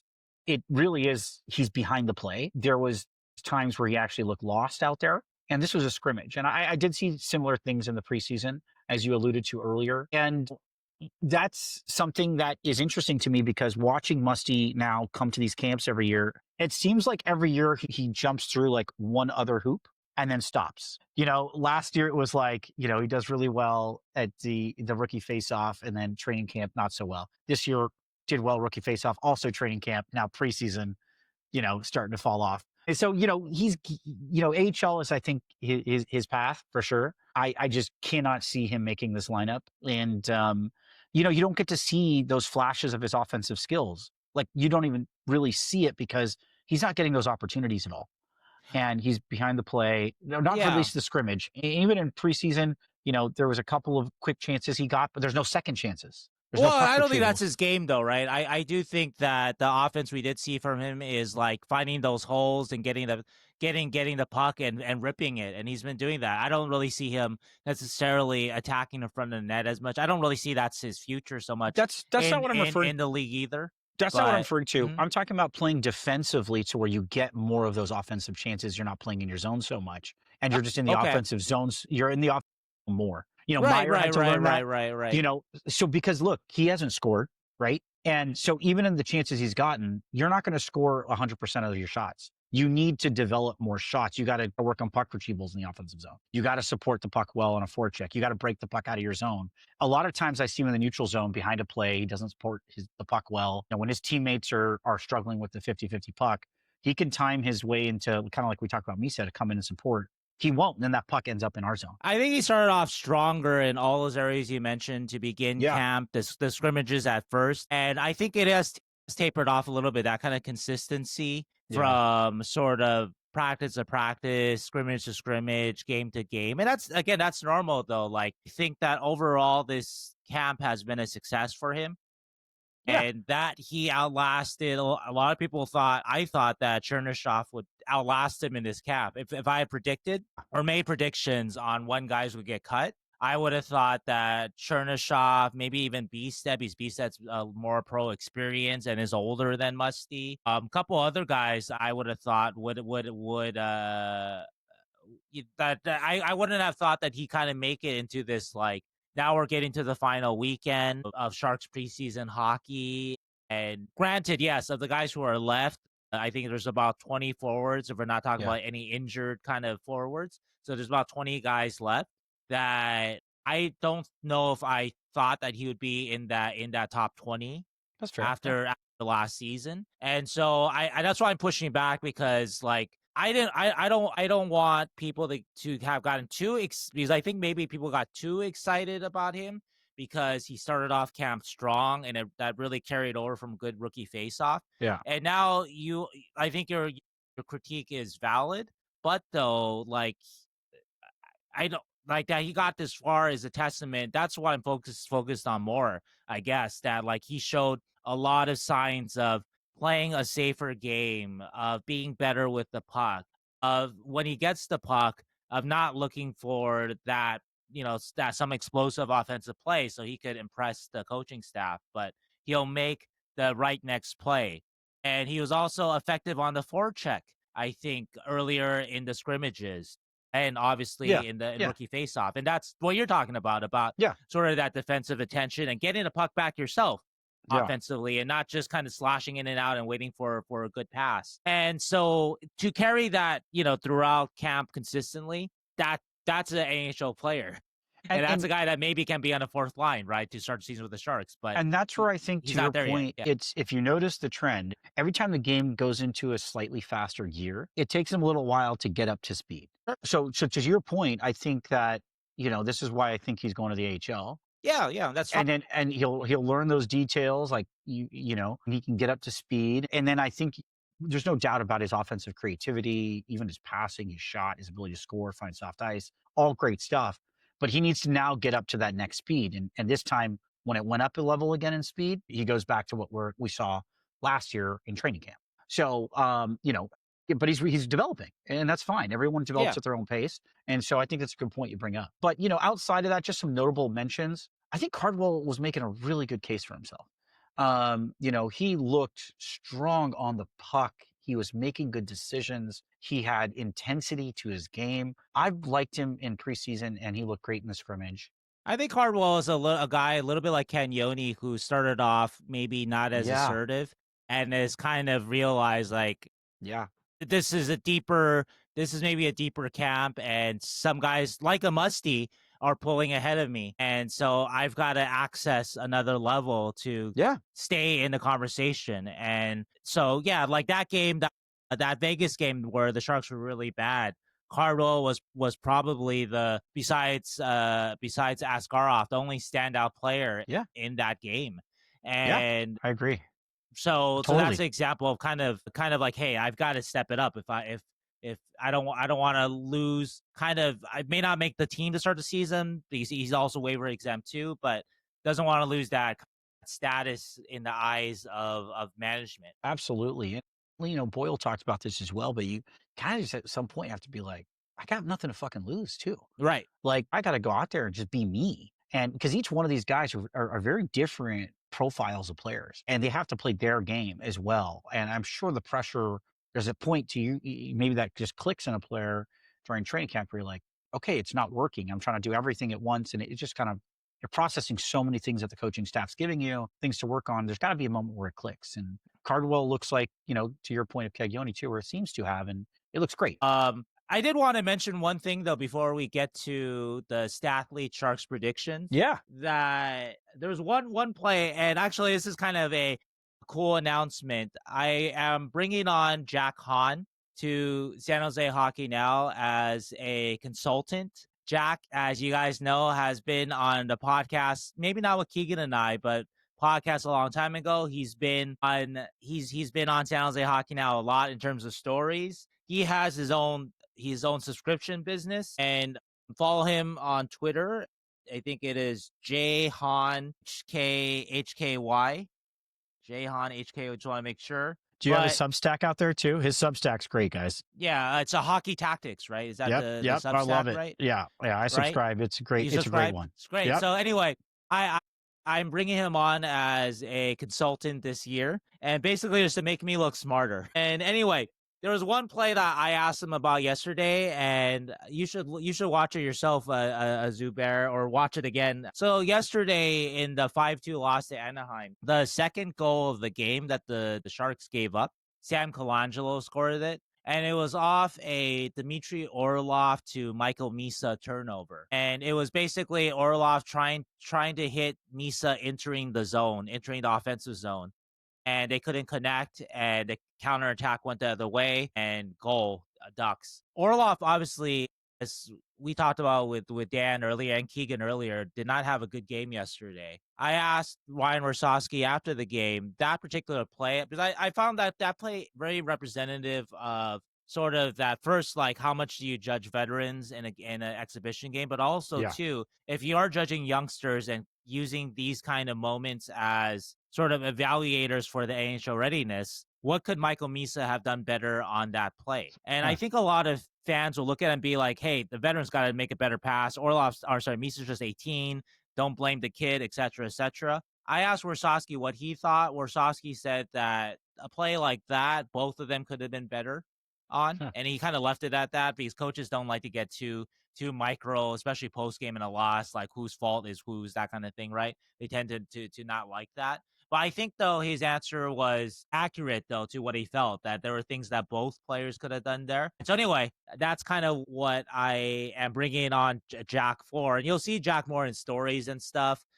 Love it. But anyway, so that particular play, though, I wanted to just pass on what Jack thought of it. And this is what Jack wrote. Michael Misa got too puck focused there. Orlov definitely could have gotten the puck deep there because that's what happened. Or Misa was just entering the zone there, and that's a bad place for a turnover, basically right when you cross the blue line. And so the safe play for Orlov probably would have been to get it deep, but he tried to make a area pass that Misa could skate into. And in Jack's eyes, though, Misa's priority in that situation where it wasn't a perfect pass, and that's where you can put on Orlov. It wasn't tape to tape for sure. But Misa's got to adjust his priority there to neutralize the Anaheim defenseman's stick. Because that's what happens. Basically, the defenseman takes the puck from, it wasn't a great pass, and the Anaheim defenseman takes it. And so there's a moment where I think you see this in NFL too, where the quarterback makes a bad pass. You're the wide receiver. You've got to prevent the safety or cornerback, whoever's defending you, from intercepting it. You kind of have to have that kind of ability to process the pace to figure that out at that moment, right? And so anyway, so another thing that Jack wrote about this is that this is just a general kind of NHL kind of theme, and coaches talk about this a lot. And it's not perfectly specific with this Misa case, but basically, though, body position before possession. So Misa in that play appears to be thinking about trying to get full possession to create offense, which is normal, especially if you're Michael Misa from Saginaw and you dropped 134 points on your competition last year, because that's usually what you do there, right? But in NHL, though, you've got to think a little bit differently, and you've just got to think about just being in the right place with the puck to not lose it, basically, and not lose it clean like that. And so that's kind of how Jack put it there, that there's a little bit of awareness and planning that Misa's got to do better there. And these are all moments happening like in a snap. It's easy for me to say, even easy for Jack to say, even though Jack has experience as an AHL coach and as a hockey consultant to a number of professional teams, but easy for us to say. But that's part of, hey, you're in the AHL now, or close to the AHL now, and that's kind of the stuff that you have to process. So anyway, I found that very interesting. Super interesting and great points by Jack.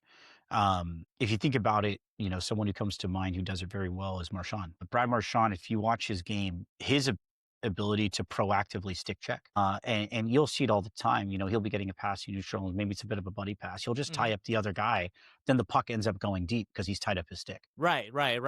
And he's come behind him or did a little stick lift or taken body position, and it's a really good point. And that's something that he will have to develop at the NHL game. Else you want to add, Shangers? No. I think we did a pretty good job of covering where we are at camp right now, and then you'll really see what we think where we are at camp right now when we make our opening night roster predictions. Part of the reason why we're doing it on this show is even though the Sharks don't open the season until Thursday, October 9th, because the season opens on October 7th, which is a Tuesday, you need to get your opening night roster in before the start of that. That's every team in the league. So the Sharks will submit their opening night roster on Monday, I believe. And so let's get our predictions out of the way before that happens. Granted, I think we're going to miss these two preseason games that are going to be very, very pivotal, of course, toward kind of figuring some things out. But there's not much we can do about that. So we'll just do our best. Hopefully, unlike last year, you don't have a Daniil Gushin dropping 5 points at end of preseason, Hamlin scoring 4 goals, or Quentin Musty dropping 6 points on the Utah Mammoth or whatever, right? To kind of throw everything out of whack. I mean, that'll be great in its way, but just know that we are making these evaluations on Thursday, October 2nd. Before the last 2 preseason games. It doesn't appear at this time that the Sharks, I got to double check, but I don't think the Sharks have made any cuts. So I think that the 30 or so players that they have right now, which include Musty and Cardwell and Misa and Dickinson, it is a back-to-back. So these bubble guys will all get a look. Hopefully Celebrini, of course, who has shed the no contact jersey. Hopefully he'll obviously get into that game.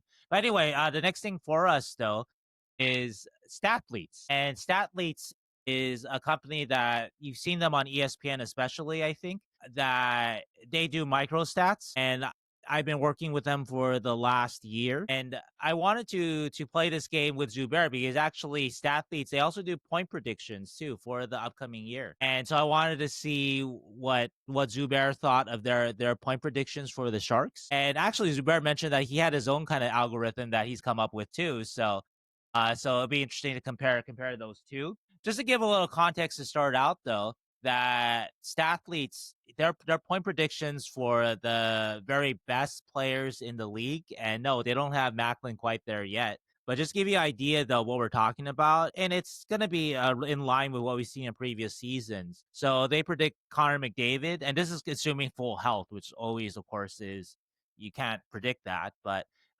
Connor McDavid leading the league with 130 points. Kucherov following with 124, Leon Draisaitl 118. They have 6 players topping over 100 points. Just to give you an idea of sort of the levels we're talking about. Actually, just 5 players at over 90. So that's like Jack Hughes, Sidney Crosby. Wow, actually, this is crazy. I didn't notice this about their model. Yeah, so Stathletes, Megan Chaika, this is her company along with other people. It's for this. And so down the line, so that should give you an idea of sort of the context of what we're talking about for these predictions. And one interesting prediction they had for the Sharks as a team is they had the Sharks at 71 points this coming season, which is actually a huge leap. It's like 10 more wins. Yeah, actually, they had them at 30 wins. Yeah, and I think 41 losses, something like that. Yeah, 30 wins, 3 losses, 41 losses, and 11 overtime shootout losses, and that's 71. That would be huge. I think last year they were at 57, right? And so that would be a big leap. And if I were the Sharks and my career, I would consider that actually a win of a season. They were at 52 points last year, by the way, not 54. Yeah, that's what I thought. Yeah, and the Sharks were second to last in the league, only ahead of the Chicago Blackhawks, who Stathletes has at 57 points. And so that's some of the context that hopefully we'll get from Megan on a future show or something. That I'm not sure why they're so down on the Blackhawks and kind of up on the Sharks. 71 points is, again, it's not a lot. It's not going to get the Sharks close to the playoffs. It's still second worst in the league for Stathletes point projections or team point projections, but it's still pretty good though. So anyway, though, let's talk about individual players though for the Sharks. That's what Zubair and I are gonna kind of banter back and forth with. And so let's start up at the top. Macklin Celebrini, and what do you think? What is your point projections? And then I'll tell you Stathletes. Absolutely, and I'll just give a little context too. I was flying this morning, so I wanted to just, Sheng had brought up the idea of playing this game of over and under with point predictions. So I used to do a little bit of sports analytics stuff just for hockey for fun and do some modeling back in 2017. So I kind of went through some stuff and ran some quick numbers on projections, and you look at a couple of different things and the model I created, which was, you look at average amount of goals scored by team in the NHL. So you look at total amount of goals scored in the league divided by how many per team. Pretty simple. Sharks were about at 71%, so significantly under the average goals per game last year. I believe they scored a total of 210 goals total last season. So, you look at that and then you kind of project out, you look at trending data. So I looked at the last 5 years and kind of where the Sharks are at. And that gives you a good projection to also points, right? Yeah. Because goal differential is one of the best, actually highest correlate statistics to making the playoffs is goal differential. So that's kind of interesting. So you kind of can look at how many goals per game. And then I looked at players as a percentage of total goals per game. So you project that the Sharks score.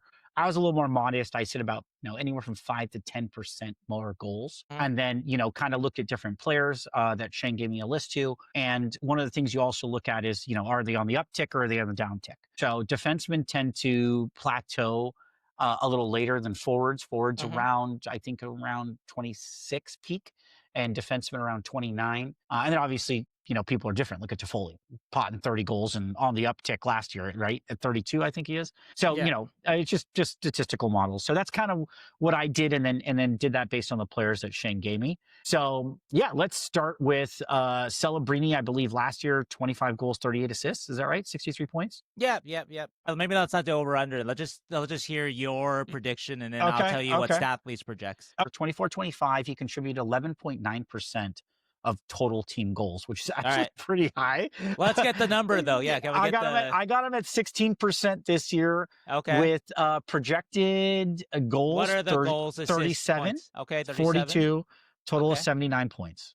Okay, that's pretty good. That's point per game. And actually, that's really close to Stathletes. Stathletes has them at 37, 40, 77. Really? Okay. Yeah, so All right. Sweet. Okay. Not quite Matvei Michkov, but I think that this will be a very successful season for Macklin Celebrini. Okay, so I'm gonna go a little because I don't want to for everybody to guess just based on sort of like, okay, I'm going down from highest to lowest here. So let's go to William Eklund first. I think this one is interesting. And so what do you have for William Eklund? So for Eklund, I have, let's just say what he had last year, 17 goals, 17, 41 41, assists. and 58. So what do you have for goals, assists, points this year? So for this one, I have 23 goals, 32 assists, 55 points. Oh, okay. And I have 8.1% of total team goals. Okay. Now this is interesting because maybe what you're doing is similar to what Stathletes is doing. Because Stathletes has Eklund at 23, 34, 57. So 23 goals, 34 assists, and 57 points. Actually a little bit lower than last year. So they're not quite as bullish on William Eklund as you, Mr. British Braden Point. Well, so poor man's Braden Point. Hey, by the way, when we did projections before, I had Eklund up. Right, but this is a model I wrote on the plane, so it's all right. We'll see. It's good. So look, a couple of we're not doing eye test, right? If I'm doing eye test, I'd even probably put a couple more points just watching that scrimmage on Celebrini and on Eklund. And with Eklund, I will say something else too. So I didn't say this on my model too. I'm also calculating expected time on ice and opportunities. Yeah. So I put in, I pulled the data of how much power play time they get and stuff like that. And I think with the addition of Skinner, and, I think maybe there's an expectation that Eklund might get less power play time. I don't know. I didn't look into the details. I wrote it quick. But that may have been what it's also considered. Okay. Yeah, that's something possible. Yeah, I'm curious. I don't know Stathletes' context for this. They may have lower power play time for William Eklund because you've got Macklin Celebrini, you've got Will Smith, you got Tyler Toffoli maybe ahead of him, right? You've got a defenseman taking up one of the spots on a point. And so forward is a little bit. I had in my sort of prediction before training camp, I had Eklund on power play too, just because I thought they might balance it a little bit. But he is on power play 1 right now. So we'll see where that goes, how that lasts. He might outlast Will Smith on power play 1, because granted Eklund is 2 years older, draft year 2 years older than Smith. Yeah. William Eklund has looked more assertive, more kind of in camp than Will Smith. But anyway, that's not a fair comparison because of the age difference. But if you're looking at who should be on PP1 by November, it could be Eklund, right? And maybe not Smith, right? So we'll see about all that. That's a good point. But since we bring up Smith, though, let's see what have you got for Will Smith. You don't have as much in the past to extrapolate from. So I did do NCAA numbers. I looked at 2 years back, and then I also did that based on what translates to from the different leagues. So I did consider that as well. So he had 18 goals, 27 assists, 45 points last season. Yep, that's correct. Okay, great. Yep. And then projected, I have, this is, wow. Okay. So this is pretty high. Let me make sure this is Will Smith. Okay. Well, is this Matvei Michkov? Yeah. They have Michkov at 45, 47, 92. And actually, just like you, they must have extrapolated KHL because that's the only way you figure that they could extrapolate that, right? So yeah. You look at trending data, and I also looked what he's doing to other leagues, right? And with Smith, I also looked at what he did in the second half of the season. I individually wrote that one. So I have him at 27 goals, 36 assists, 63 points. So not crazy. Wow. I think that's pretty good. 8.6% of total team goals. That's still a fantastic season for him. You're actually, it's kind of eerie. The goals are different, but the points are close. Really? Stathletes has Will Smith at 21, 46, 67. I think granted that Will Smith is a little less of a shooter, right? He is like Eklund, the kind of trends toward making the pass as a player in terms of style, but still points are pretty similar there. So, interesting. Okay. All right. And by the way, I haven't seen Stathletes. No. Yeah, that's one thing I asked Zubair not to do. Is to avoid looking at it. So, I'm not going to go with the obvious guy next. I'm going to go with the guy you brought up and see what you have for him. This one's an interesting case scenario, Jeff Skinner, because obviously Jeff has a significant scoring track record, has surpassed 30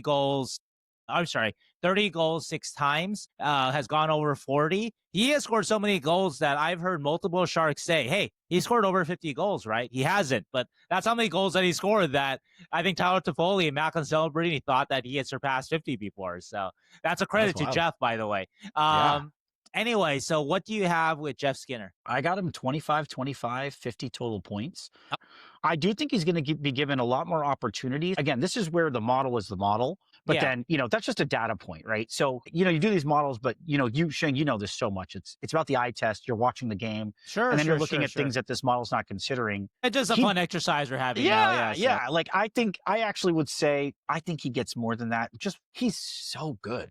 He's actually sneaky good at scoring goals. And I think he's going to be given a much bigger opportunity than he was given last year. Oh, and by the way, he was at 16, 13 last year. So it's actually it would be a huge comeback season for Jeff. But granted, last year he was playing third line, fourth line minutes. So, but still, he has it in him though, for sure though. So Stathletes has him at, and this is kind of more in line to, I guess, what I just said though. They have him they're not as bullish. They have him at 20 goals, 21 assists, and 41 points. Okay, so this is the first time that this is the first one that seems like there's a bit of a disparity here. So yeah. Okay. All right, let's go for his running mate here in terms of sniping, Tyler Toffoli. So what do you have for Tyler? So I think when I looked at the Toffoli numbers earlier today, I think I had him slightly, 56 points, 30 goals again. Okay. 26 assists. But I think, I'll just say this, I looked at this and I'm just going to put it at, I don't think he's hitting 30 this year. Okay, so that's a little bit of a hot take because Tyler Toffoli has scored over 30 goals in 3 of the last 4 seasons, I believe. Mm-hmm. He's a guy that's 8. As he gets older, he's seemingly gotten better. He is, yeah. So maybe it's going to be the weight of the captaincy, the mantle will weigh heavy on him. So it'll be a couple less goals for Tyler. Yeah, no, he's still going to have a great season. I mean, great player, but I can start to see. Yeah, I mean, look, he even picked it up at the end of last season. So who knows? I would love to be surprised. But yeah, I am at 30-26. Another difference here, and I think that Stathletes is really picking up on Toffoli's kind of late career renaissance, because again, it's remarkable that he's had 4 30-goal seasons, and 3 of them have happened in the last 4 seasons. And then the other season was like a shortened season that he was on pace to score over 30, I think. So anyway, though, they have Tyler Toffoli at 34, 30, 64. So wow. Okay. Yeah, very bullish. For Tyler. Yeah. All right. Okay. Next forward, Alex Wenberg. So yes. Did he have 10-25 last year? Is that right? Well, let's look it up. Let's be sure. I think that sounds about right for Alex last year, but it was, you were right, 10, 25, 35. Okay. Yeah, that's what I see. So I have him at the model I have is 12 goals, 27 assists, 39 points. You guys are back in concert together. I guess you guys are having trouble figuring out the snipers. But Alex Wenberg, Stathletes has him at 12, 30, 42. Okay. So slightly, you guys are about right. Points. Yeah, same amount of goals. Okay. Yeah, Wenberg, I think also, let's see if he stays in that 2C or he goes down to the 3C. That'll be interesting. Well, last year he kind of went up and down too. Yeah. So because Granlund and Celebrini were the top 2 centers. So I think Stathletes probably has accounted for that. He may not be playing 21 minutes a night or whatever, right? If Will Smith takes over, if Michael Misa takes over or whatever. Oh, speaking of Misa, I should mention that the Stathletes projections do not have rookies. So we won't have any Michael Misa or Sam Dickinson projections. So sorry about that. Okay, let's continue on. I did do Misa though. Should we just do Misa real quick? Sure. Yeah. Let's and then okay, and we'll get to Sam Dickinson. We'll guess with Sam Dickinson at end there without Stathletes. But what do you have for Michael Misa? And I'll stand in for Stathletes and I'll give you my projection. Okay, sounds good. So I have him at 18 goals, 22 assists, 40 points. Okay. Yeah. I have him at actually, I think he'll clear just 40. So we're actually not that different. If I were to say number maybe like 16, just to be a little different than you, 16, 26, 42, something like that. Okay. Yeah, we're in the same ballpark. Exactly. Yeah, same. Yeah, that's about where I see him at, though. I don't think he's going to win the Calder Trophy. I don't bet on hockey. I'm not supposed to because I actually vote on the Calder. So I can't. But I would not put hypothetical money on Michael Misa. That's just my opinion, of course. Hope he proves me wrong, but we'll see. Also, speaking of that, too, don't have goalie projections from Stathletes, too. So we don't have you and I can do it just for fun at the end of this, but no goalie projections. Let's stick with positionally then. So I don't want to jump to the fence. So all right. So the next forward I see is, let's try Colin Graff. This is an interesting one because again, there's not a lot of NHL data. Yeah. There is some college data where he crushes it at the end there, and maybe slow kind of start in college, but also too he crushed it in the AHL last year too, so that plays a part too. But anyway, what you got for Colin? So I didn't do Colin because I thought that I projected him out to stay in the AHL mostly because he's waiver exempt. This is spicy because I disagree with you there, but okay. But He's playing well. I think he deserves to be on the team, but I think so it's going to be a contractual decision, and so I think he's going to go up and down. Well, let's say he plays 82 games though. Can you put that in, or do you need time? Yeah, I can come back to Colin. I could put it. Yeah, let me run it, and I can try to put it in his. I'll have to put in his numbers from last year. Why don't we skip to Kurashev then, and then we'll go back to Colin Graff, all right? Okay, sounds good. Okay, so Kurashev is going to be a little spicy here. So I wonder what you have for him, because Kurashev's a really interesting case, and this is something that I had asked Megan about. That Kurashev is a guy that has had one really good year, 54 points 2 years ago. Otherwise, though, he's been kind of consistent with not being a highly productive forward. Now, he's good in other areas, but not necessarily offense first. So anyway, what do you have for Kurashev? I got him at 14 goals, kind of good numbers, 28 assists, 42 points. Okay, well, this is going to be spicy then, because Stathletes has Kurashev at 8, 17, 25. Ooh, and wow. It sounds very spicy, but if you look at his career numbers, besides that 1 year arguable outlier, those are his numbers actually typically year to years. Yeah.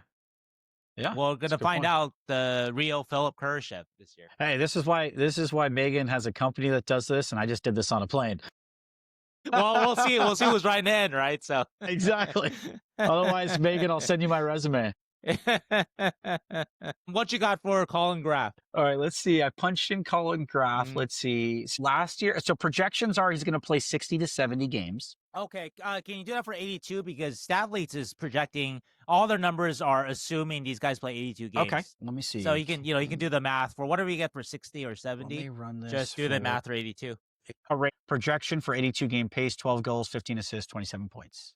Okay, I think this is a perfectly fine season for Graff. Like this, we're talking about a guy that maybe, if everything works out, like a really, really good third liner. Hopefully he gets up to the second line, but it is going to be his second full pro season. So I think that's a good season for Colin. Okay, let's go for one more forward. I think there's other forwards here, like there's Gaudreau, Delandra. They also did a stop check. These numbers are very low offensively, so I don't know if there's any point in working those. But there's one that's really interesting here, though, is Adam Gaudette. And Adam Gaudette had a 19-goal season last year, career high in goals. He actually, like 4 years ago, he had 33 points in like 50 games for the Canucks. And so I think that throws an interesting wrench into projections. Now, you said yourself that you like Gaudette quite a bit, but of course that can't be reflected in your projections. So what exactly. projections say? I'm looking at this model too, and it actually hasn't projected not playing a full season for some reason. So I don't know his injury history that much. Well, let's just do the math, assume that he's healthy and he plays the full season here, though. Yeah, I have him at 12 goals, 12 assists, 24 points. This is for full season. This is 82 games? Okay. Yeah. Stathletes is very low on him, at least in terms of production. They have him at 8, 7, and 15. Okay. Yeah. So, again, I'm not really sure quite where that comes from. That could be an age thing, obviously. And maybe thinking that 19-goal season last year is the outlier. Yeah. Granted, he is right now he's slated to play a lot of fourth line, so that might be a part of it too. Like last year, he played fourth line for the Senators. Definitely outproduced his slot, but typically fourth line guys who play 10 minutes a night aren't scoring 19 goals. Yeah, so, exactly. Right. So maybe and his shooting percentage really spiked last year too. So I think that's probably a part of it too, where they probably normalize the shooting percentages. So okay, so that's really, really interesting. Okay, so let's get to some of the defensemen too then. Okay, let's start with Dmitry Orlov. Dmitry Orlov, I believe, had 725 total 32 last year. I have him for 722, 29 points, 7 goals, 22 assists. Okay. I just want to double check Orlov last year. Orlov was at 622 and 28 to be. You were close, but 622 and 28 last year. Okay. And anyway, athletes actually very close to you. They have Orlov at looks like 8, 21, and 29. Okay, So 1 8 goal, goals, 1 21 assist. assists. Yeah. Same It amount of assists. actually fits Okay. with sort of his Yeah. career. He's not a 40, 50 point guy. Yeah. So okay. How about Timothy Lojegren? Timothy Lojegren. So I have him at 5 goals, 20 assists, 25 points. Okay. Yeah. Stathletes likes him about the same too. They have him at 5, 23, 28. So Okay, a little a little more offense there than you, but not too different. They have actually some numbers for Ferraro here, which are interesting because Ferraro usually doesn't. I don't know if this is going to be a career high for Ferraro. But let's. What do you have for Ferraro? Mario. Yeah. Mario. I got him for 4 goals, 18 assists, 22 points. Okay. Yeah. Okay. Then they like him here too. They have 5, 19, and 24, which I think he's only crossed 20 points once in his career. I think, right? Yeah. 2 years ago he was 3, 18, 21. 21 is his career high. So. Okay. The contract year drive for Mario's approaching 25 points, I guess. So or okay, a good that's D partner, interesting. or finally a good D partner. Yeah, it's Yeah. probably the biggest difference maker. Okay, here's an interesting one. What do you have for Mukuma Doolin? Mukuma Doolin. Yeah. Come on, Shaq, where you at? All right, here's Shaq. All right. So for Shaq, I have 6 goals, 17 assists, 23 points. Okay. Yeah. Stathletes a little more bullish on Mukuma Doolin. They've got him at 7, 22, and 29. Wow. Okay. Which I think is also, Mukuma Doolin is a talented player, but he's not going to, doesn't project as a guy that's going to be popping in 50, 60. Orlov kind of offensive kind of numbers seem about right for him. Maybe he crosses 30, maybe he touches 40 at some points, but not too much higher than that. Okay, so here's the interesting one, because here's a guy that with extensive scoring track record, but has also played 25 regular season games the last 2 years. So John Klingberg. All right, let's see what I had for Klingberg. So my model restricted the amount of games he played. It Can said you that do the math again though. Try your best though with the math. Yeah, so I had him at 50 games this season. Okay. 6 goals, 20 assists, 26 points. Those are decent numbers. Just rough numbers. If we add 32 games there, you're looking at like 9 goals, 26 assists, something in that range. Okay. Or 28 assists. So yeah, we don't need to be perfect with Yeah. it. So Stathletes sees the same thing. They have him at 8, 30, and 38. Okay. Yeah. So Yeah. clear offensive leader of the blue line, but Yep. they're not predicting a turn back the clock John Klingberg 50-point performance. So. Yeah. Which is nothing wrong with that. I think if you get 38 points out of Klingberg, I think you're quite happy with that. Yeah, and it's just the injury thing, right? Like just being able to play the season. We know what he could do. And by the way, he's big. I didn't realize how big Klingberg is. Yeah. Like watching him big. up on the glass, I was like, "This is a big boy." Yeah, he's 6'2". Yeah, but he's a big 6'2" too. He's lanky. Like he's upright. He's a big boy. He's long, for he's sure. long. He does say that he feels like he's learned to defend better, and so I want to see that more in action. Talked with some scouts to see if that's real or not. These players always say they learn to do this or that better as they get older. So I want to kind of talk with people who evaluate it to see if they believe Klingberg there. But let's get to a couple more guys just for fun. Sam Dickinson, what is your just personal feel? So I didn't run Sam on Dickinson on here. I should have, but personal feel. Okay, this is going to be a fun one. Okay, so we're saying Sam's playing the whole season, right? Yeah, let's assume he plays 82 games, which of course is, but let's just assume he does that. All right, here's a hot take that'll be fun. I think Sam's potting 10 goals. Okay. I think he's getting 10 goals. I think he can get 22 assists. He's got a great shot. If he's getting power play time and he lets that one-timer go, he's got a great 1T. I don't know if that's not. I don't think Mukuma Doolin or Dickinson are ready for that, or Cagnoni, unless they show something soon that they can do that. And so right now it's projecting that he could be a little bit left out in the cold. I guess they could use him on PP2 along with Orlov. Also, let's not forget injuries are possible, and as we mentioned, Dickinson can just define himself as the best power play quarterback by the end of the season too. That's also possible too. It's possible, yeah. I guess I'm expecting him to get some power play looks this season in those numbers, and also just his rush game is so good that I can see him on the rush, getting some goals, getting some helpers. Okay. So if he's playing all season, let's say time on ice, 15, 16 minutes a night, Yeah, I could see 10 goals, 22 assists. Okay. Yeah. I mean, that's a great offensive season, playing Yeah. 16 minutes a night with not so much power play. So, I'm gonna be a little less bullish, but I still actually, if he manages to get into 82 games, if he actually does that, that's gonna be a testament that his defensive game is good enough that it's not Yeah. embarrassing. At least, it's gonna be shaky at times. Bucks are gonna give up a lot of goals. I project Sam Dickinson will give up a lot of goals because that's just what rookie defensemen do. But that it'll be enough. He'll defend well enough that they'll keep him in a lineup. That's what 82 games suggest, right? And I don't know if that'll be the case, but I think over 82 games, I think limited ice time, honestly. I think 8, 19, 27, which is still pretty good numbers for a guy that might play 15 minutes a night and doesn't have a lot of power play. Yeah. So, yeah. I mean, the more I watch Sam, I do have to say that actually, yeah, it goes along with what you said earlier, that he has been better in some ways than I had expected. And so I am prepared to be wrong about him in my projections. And that's good. Good for the Sharks. I mean, what he had, like 90 something points last year in the OHL? Yeah, but I always tried to throw. Of course. Well, just like, I don't believe in that, but yeah. no, of course. But I mean, the guy does have offensive touch, and I saw he's creative. Sure. And again, I think we talk about this a lot the last couple episodes, and Boilers brings it up a lot. Given opportunity and his ability, and we even talked about this with Will and Brock on our OHL episode, where I think it was Brock who mentioned don't clip his wings, and I think that the Sharks so far. This Sharks organization, this current regime with Mike Grier has done a good job. Again, perfect examples with Will Smith at letting the people be themselves, but teaching them the details. And I think that they seem so far, Dickinson feels confident to jump in the rush. That's where my numbers are coming from, and he is surprisingly good at his rush game, like as a defender. And it's that skating ability. He's just got elite skating. I think Brock said he's already like, what was it? What was his bold statement? Top 40 skaters like in the NHL. 40. Yeah. A skater for a defenseman, which still seems pretty bold, but you can kind of see it in the preseason that he is a very, very good skater. Maybe not elite NHL, but very, very good already as a 19-year-old. And he's a big boy that can skate. So I think he'll get those chances. And I like my prediction, actually. I stick with it. 10-22 is what I said, I think, yeah. I think in the preseason, what I have liked is that not that every instinct has been right for him, but like some of those plays, good instincts shown, good offensive instincts shown. And more of that, a little better defending, sometimes being careful when he needs to be.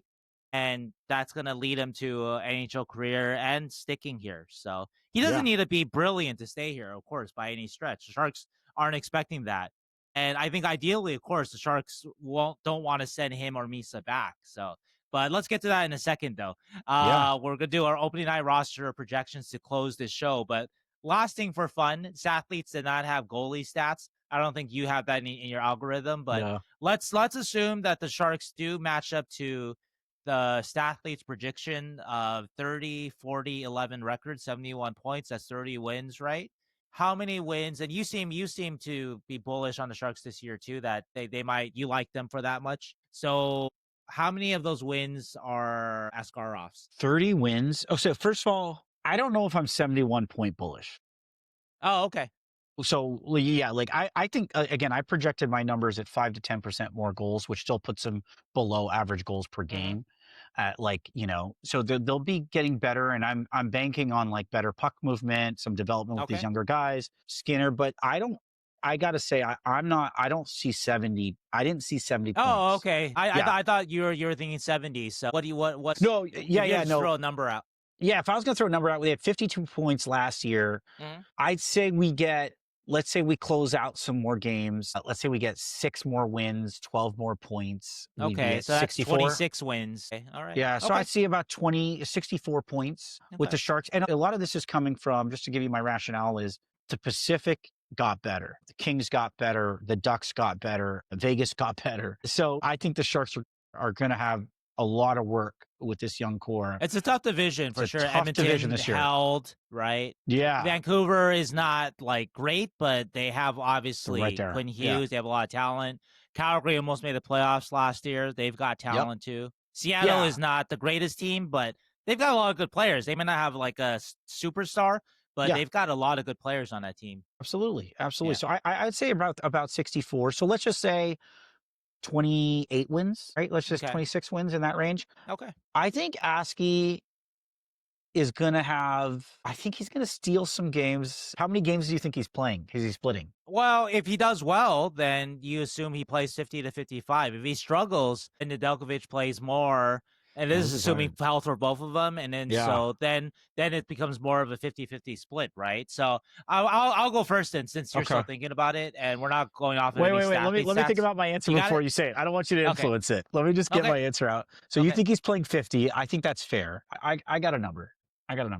I'll go first since you have yours. I think he gets 18 wins. Okay. I think, I'm going to predict a good season for him. Not a colder kind of challenging season. I just don't think the team is good enough. Yeah. Even Calgary last year, Dustin Wolf had a better overall team, even if they didn't have a Macklin Celebrini to brag about or whatever on that team. Absolutely. But they just had a better overall, more veteran kind of team. So I think with Askarov, I'm going to, you know what? I'm going to be bold, though. I'm going to be, I'm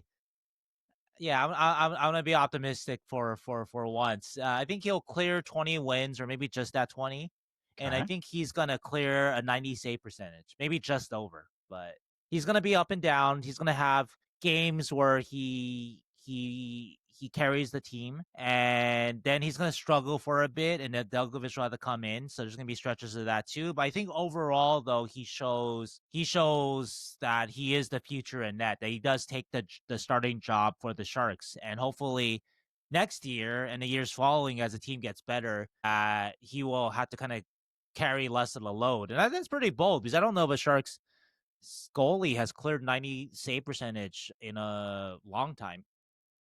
Yeah, that's super bold. I mean, I would love for it to happen, but I think the last one was maybe like happen. James Reimer or something like that. Yeah, I don't see it happening. Just with this team, they got so much learning to do. To me, it's not just about him. It's about our defense. It's just about the defense. It's nothing on Askey. I think Askey with a good team in front of him, absolutely. But I just think the forwards, the centers, got to learn how to play defense. Let me kind of defend the point a little bit, though. Last year, and granted in kind of limited game, not as many games, and Blackwood is a better goalie right now than Askarov, but Blackwood had 90, basically 91 save percentage when he got traded to the Avalanche. Askarov last year had a 896. Granted, less games, and this is should be a better defensive team. Okay. Growth from the forwards to Macklin and William Eklund and Will Smith. 2 years ago, at the most desperate state of the Sharks, 2023-24, Blackwood still. Granted, Blackwood, again, as we've learned, is a top 15 goalie in this league. About maybe not top 5, maybe not top 10, fringe, but he is a good goalie in this league, good starter. Absolutely. He was at 899. Kakinen, who played a lot of games too, was at 895. And it got pretty desperate after that. That's where you saw NHL competent goalies and non-NHL competent goalies. And 22-23, a more normal season for the Sharks. Okay, that was a tough season for them. They didn't have good goaltending that year. David Quinn's first year. Yeah. And then 21-22, that was James Reimer had, I think, a 91 or something like that. A 911. Aiden Hill had a 96. It was a better Sharks team, better, that not a great team, obviously, but Brent Burns was still on and whatnot. So anyway, so those are sort of my comps here. So to your point, I will say that Askey carried the Barracuda last year, right? Like he carried it. Like he can carry a team, like an AHL team. In the NHL, and we should get someone here to talk just goaltending, really. I think it's a position that we should dedicate some time to. It's going to be an interesting season with Askey. I love Askey's game, but I think there's going to be some games where we get lit up this season, and we get lit up. I mean, just look at, again, it's preseason, but it's when we get scored on, it's been coming in waves. And I think we'll feel those waves, and he's still learning a lot, and he's going to learn what he can and can't do this season. And I think what he can't do, that learning is gonna put him right below a 900. So so that's what that would be my point to it. But I believe in Askey. Yeah, I believe in his game. And I think you bring up some really good points. And I would love if you're right. Because I like Askey. He just, as a personality. Admittedly, the more games you play, the more you get exposed. So I mentioned that Askarov was already close to a 90 last year, but that was just in 22 games, right? Yeah. And so, to that point. But yeah, I mean, it's going to be fun. That's a good prediction. We'll see who's right, and loser buys the other one a beer. All right, let's close out the show with, once again, I mentioned that the Sharks will need to submit opening night rosters by Monday. We are recording this on Thursday, so we don't have the benefit of 2 preseason games. But let's go into our opening night roster here, and I'm going to start off here. And also, I'm going to share, I spoke with Keegan, and I got his opening night projection. And I believe that, let's start up front. I believe that they will have 13 forwards. I believe that Afanaseyev, Cardwell, Lund, Musty, Ostapchuk, and Regenda, who are still sticking around, they will get sent down. I believe that they are going to put Carl Grundstrom on waivers. And I think that that's 13 forwards there. Michael Misa makes it. I think Colin Graff, even though Colin Graff is waiver exempt, and I've used the term path of least resistance, would be to send Colin Graff down. But I think Colin has been too good in the preseason and training camp, and also too has shown he's not just a grinder, right? If you're just a grinder, then hey, Ty Dellandre can basically do that with more experience. Carl Grundstrom is a physical player too, but Colin has shown intelligence to his game, some playmaking kind of possibility. We don't know how much that'll translate to, but he's intriguing there. And so he's not just a fourth line guy. He's got a chance to be a good middle six player. And his intelligence has shown itself at the NHL level. It did last year, and it's showing itself in the preseason. So I think he makes it. Keegan also agrees on that score. So that's my 13. Just to read out the 13 names before you get to yours. Audette, Wenberg, Gaudreau, Graf, Skinner, Celebrini, Misa, Kurashev, Ryan Reeves, Delandria, Toffoli, Smith, and Eklund. And again, Keegan agrees with that. I'm going to go with my defense. I'm going to jump to that and then finish off really quickly and then let you go. On defense, I still believe, I've said this before, that I think that Jack Thompson doesn't make it, that they expose him to waivers. So it'll be Grundstrom and Thompson on waivers. And so I think that they have 8 defensemen, Harney, Dickinson, Barl, Klingberg, Letty, Lojegren, Mukmadulin, and Orlov. Cagnoni has made a nice case at the end of camp here to make the team, but again, athlete resistant, hasn't been consistent throughout camp, so I think he's an easy send down, to be honest. Goaltending, Askarov and Nedeljkovic, that's obvious. That's your 23-man roster. They want to add a couple more points to my reasoning. Dellandrea over Grundstrom, I think part of it is also that Dellandrea is versatile. He plays center and wing. He also has special teams use. He is a kind of a higher up Sharks penalty killer, whereas Grundstrom is really neither a regular on the power play or the penalty kill. And just in terms of camp performance, Dellandrea had a game that had Ryan Warsawski just raving, whereas Warsawski has said, and I believe him, that Grundstrom's had a good camp, but he's not had the kind of game, though, that has had Ryan Warsawski raving, going over the moon about. I think on the defensive decision, I know that a lot of fans think that Jack Thompson should be in the final 8, but I think league wide, though, a guy like Desharnais is seen as more valuable. Just the elements that Desharnais brings, that the Sharks actually, if you look at the Sharks, they don't have a lot of this year. They've had a lot of it in previous years when they had lesser puck movers, but in Desharnais, they have a guy that clears the front of the net, that is defense first, that is sort of a glass and out guy to some degree, yes, but you want some variety on your defense too. You can't have just a bunch of you can't have all Shakir Mukamadulins on your blue line or whatever, right? And so they have more puck moving on this blue line. With Desharnais, they keep some brawn. Finally, to my roster thinking, I think Keegan agrees with this too. With Misa and Dickinson, they're going to be on the opening night roster. They're not going to send them to the CHL directly. They want to see what these kids have got at this level. Dickinson and Misa haven't been perfect, of course. They haven't been as good as, say, Celebrini last year, but they've shown enough NHL promise in the preseason so far that they're there. They're close. You know, it's not you're not throwing out guys that you know are going to be overmatched from the beginning. And so I think with Misa and Dickinson, the bar NHL level in the regular season is to just, if they can hang, and if they're being overwhelmed, then you got to send them back. And I was thinking Dickinson could be, because defense is a way harder position than forward, but Dickinson has had a good camp for sure.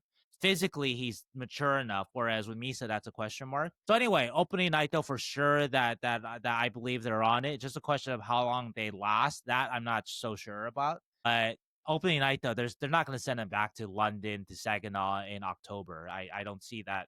I don't see that at all. Only if like they had been overwhelmed in camp and preseason, then if you got to do, you got to do it. But that hasn't been the case so far with them. So anyway, so that is my 13, 8, and 2. All right. I'm right there with you. Okay. I pretty much agree with you. And is that Keegan's lineup as well? That's Keegan's lineup too. I thought actually I didn't ask him about Thompson actually, but I think he'd agree that at least the NHL perception that Desharnais would be ahead of Thompson. So like I've been saying this for a while. I agree that Colin deserves to be there over any of the other forwards. However, I do think because of contracts, they may send him down. Because you think they will though? They may is of course they. I mean, just to be different, let's just play this out. Boiler gun to the head. Yeah, boiler gun to the head. Yeah, right. Okay, let's just say he does. Yeah, if they do, right? Yeah. Who's getting that spot? Well, it'll be Grunstrom, the guy that you're. Oh, that's another thing about Grunstrom. I don't think it's Grunstrom. I forgot too. Grunstrom's 1.8 million, so he is less likely to be claimed anyway. The Langer's at 1.3. But okay, so here's a hot one that you have then. So who do you think makes it then over Grunstrom and Graf? So yeah, exactly. Because I don't think it's going to be Grunstrom. Okay. And I will say, I've been pleasantly surprised with Regenda, but I don't think he's making it. But I actually think he had a good showing. I did like what I saw from him. That's why he's still here. I mean, he's a guy that you would have thought Chernyshov would be here or something. No, it's Regenda. So I really like his game. For me, it would be between Lund, that's way too hot to take, and Cardwell. And I think Cardwell would take it. And that's who I would say. Cardwell take it? I just don't think Cardwell, the contract that he's waiver exempt too, but go ahead. Well, your argument. He is. But I think Cardwell makes a strong case if you're just going to be like, who's the next best and ready? It would have to be between him and Afanasyev, if I'm saying that right. I think it would be between them two. And I can see it going to Cardwell just from paying his dues. I think Grunstrom's a good NHL player. I think he's had his chance. Okay. And I don't think he has not stood out to me in training camp. No, I admit that. As a Shark, generally has not stood out as much as I thought he would because he was good with the Kings. He was good with the playoff team. And maybe it's a style of game. Maybe his line mates aren't as good in San Jose, which they aren't. Yeah. But individually, though, with Carl, you see physicality. He has a good shot. He is willing to be physical. So I'm not quite sure why it hasn't for Grunstrom in San Jose. But I don't know why either. I still think, though, that he would be ahead of because I don't think Cardwell has been sensational throughout camp. He's been good in the last week more so, right? But he's trending upward. He is trending upward. He's trending upward. And I think you have to give people opportunities. And if he's still hanging around, if not, then when?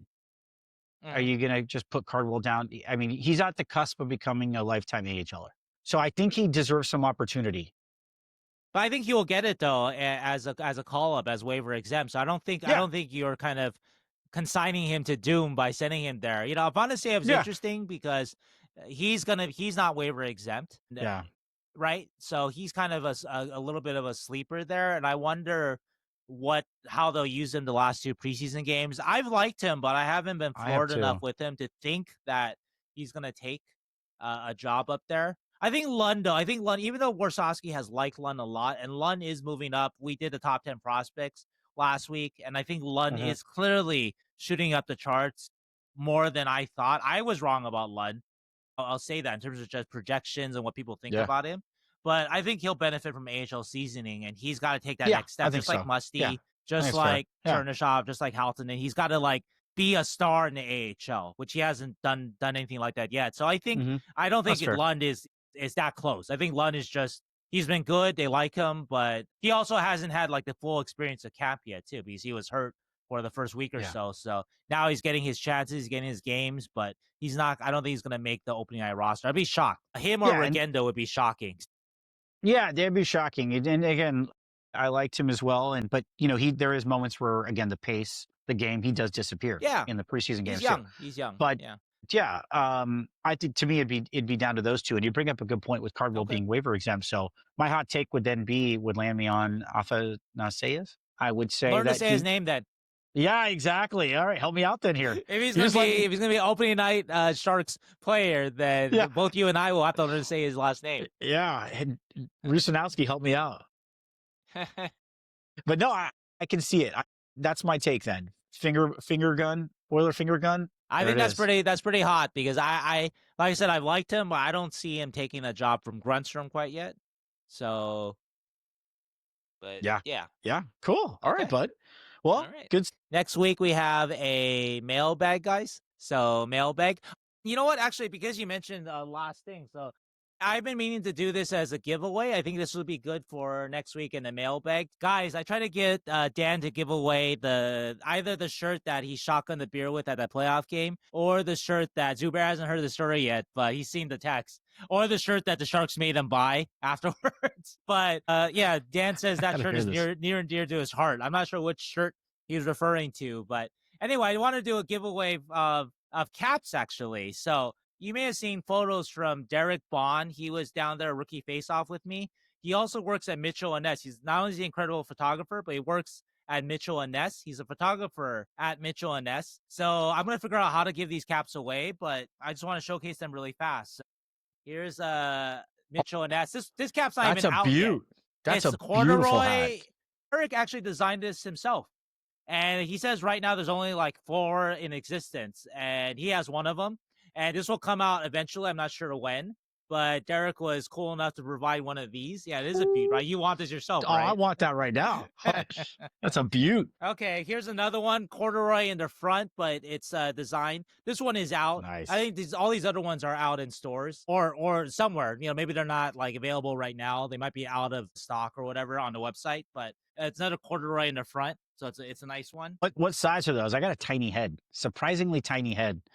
I don't wear a lot of caps, so I think these are just regular size. I don't know if they say these are just typical adult caps. I don't know if. Why are you trying to get this corduroy one? I love it. I love it. You're gonna model it. Yeah.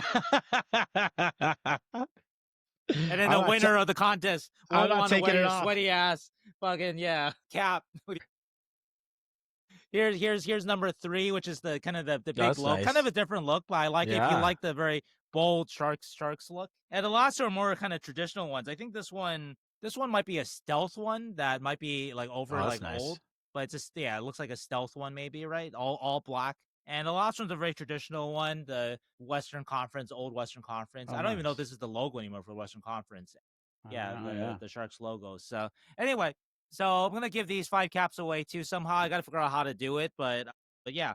So Derek, again, look up Derek Bond, last name Bahn, and his Twitter is. I want to make sure to shout him out. You've been seeing all my rookie face-off stories, and he also shot the last preseason game in Anaheim for me because he's LA based. But he is at Derek Bond, so at DEREK BAHN, and I'm gonna show off the one that great designs, bud. Lusting for. So yeah, I know, I love it. And if you buy now, you get these knives that cut through PVC. Feels like an infomercial for some reason. Yeah, exactly. Right. Yeah. Good way to end the show. All right. Yeah. Hey, it's a nice tease. All right. So there's gonna be a reason for you guys to listen to. However long this mailbag will be, like 4 or 5 hours. The way we will structure it, just to give a little tease, is there'll be questions just for Dan, and then there'll be questions just for us, because Dan's not going to want to sit through 5 hours of mailbag with us answering questions about Zach Ostapchuk or whatever. So. Not unless you send us those Moscow mules. Yeah, exactly. But anyway, guys, thanks for listening again, and we'll talk to you next week. Thanks, everyone. See you, Shangers.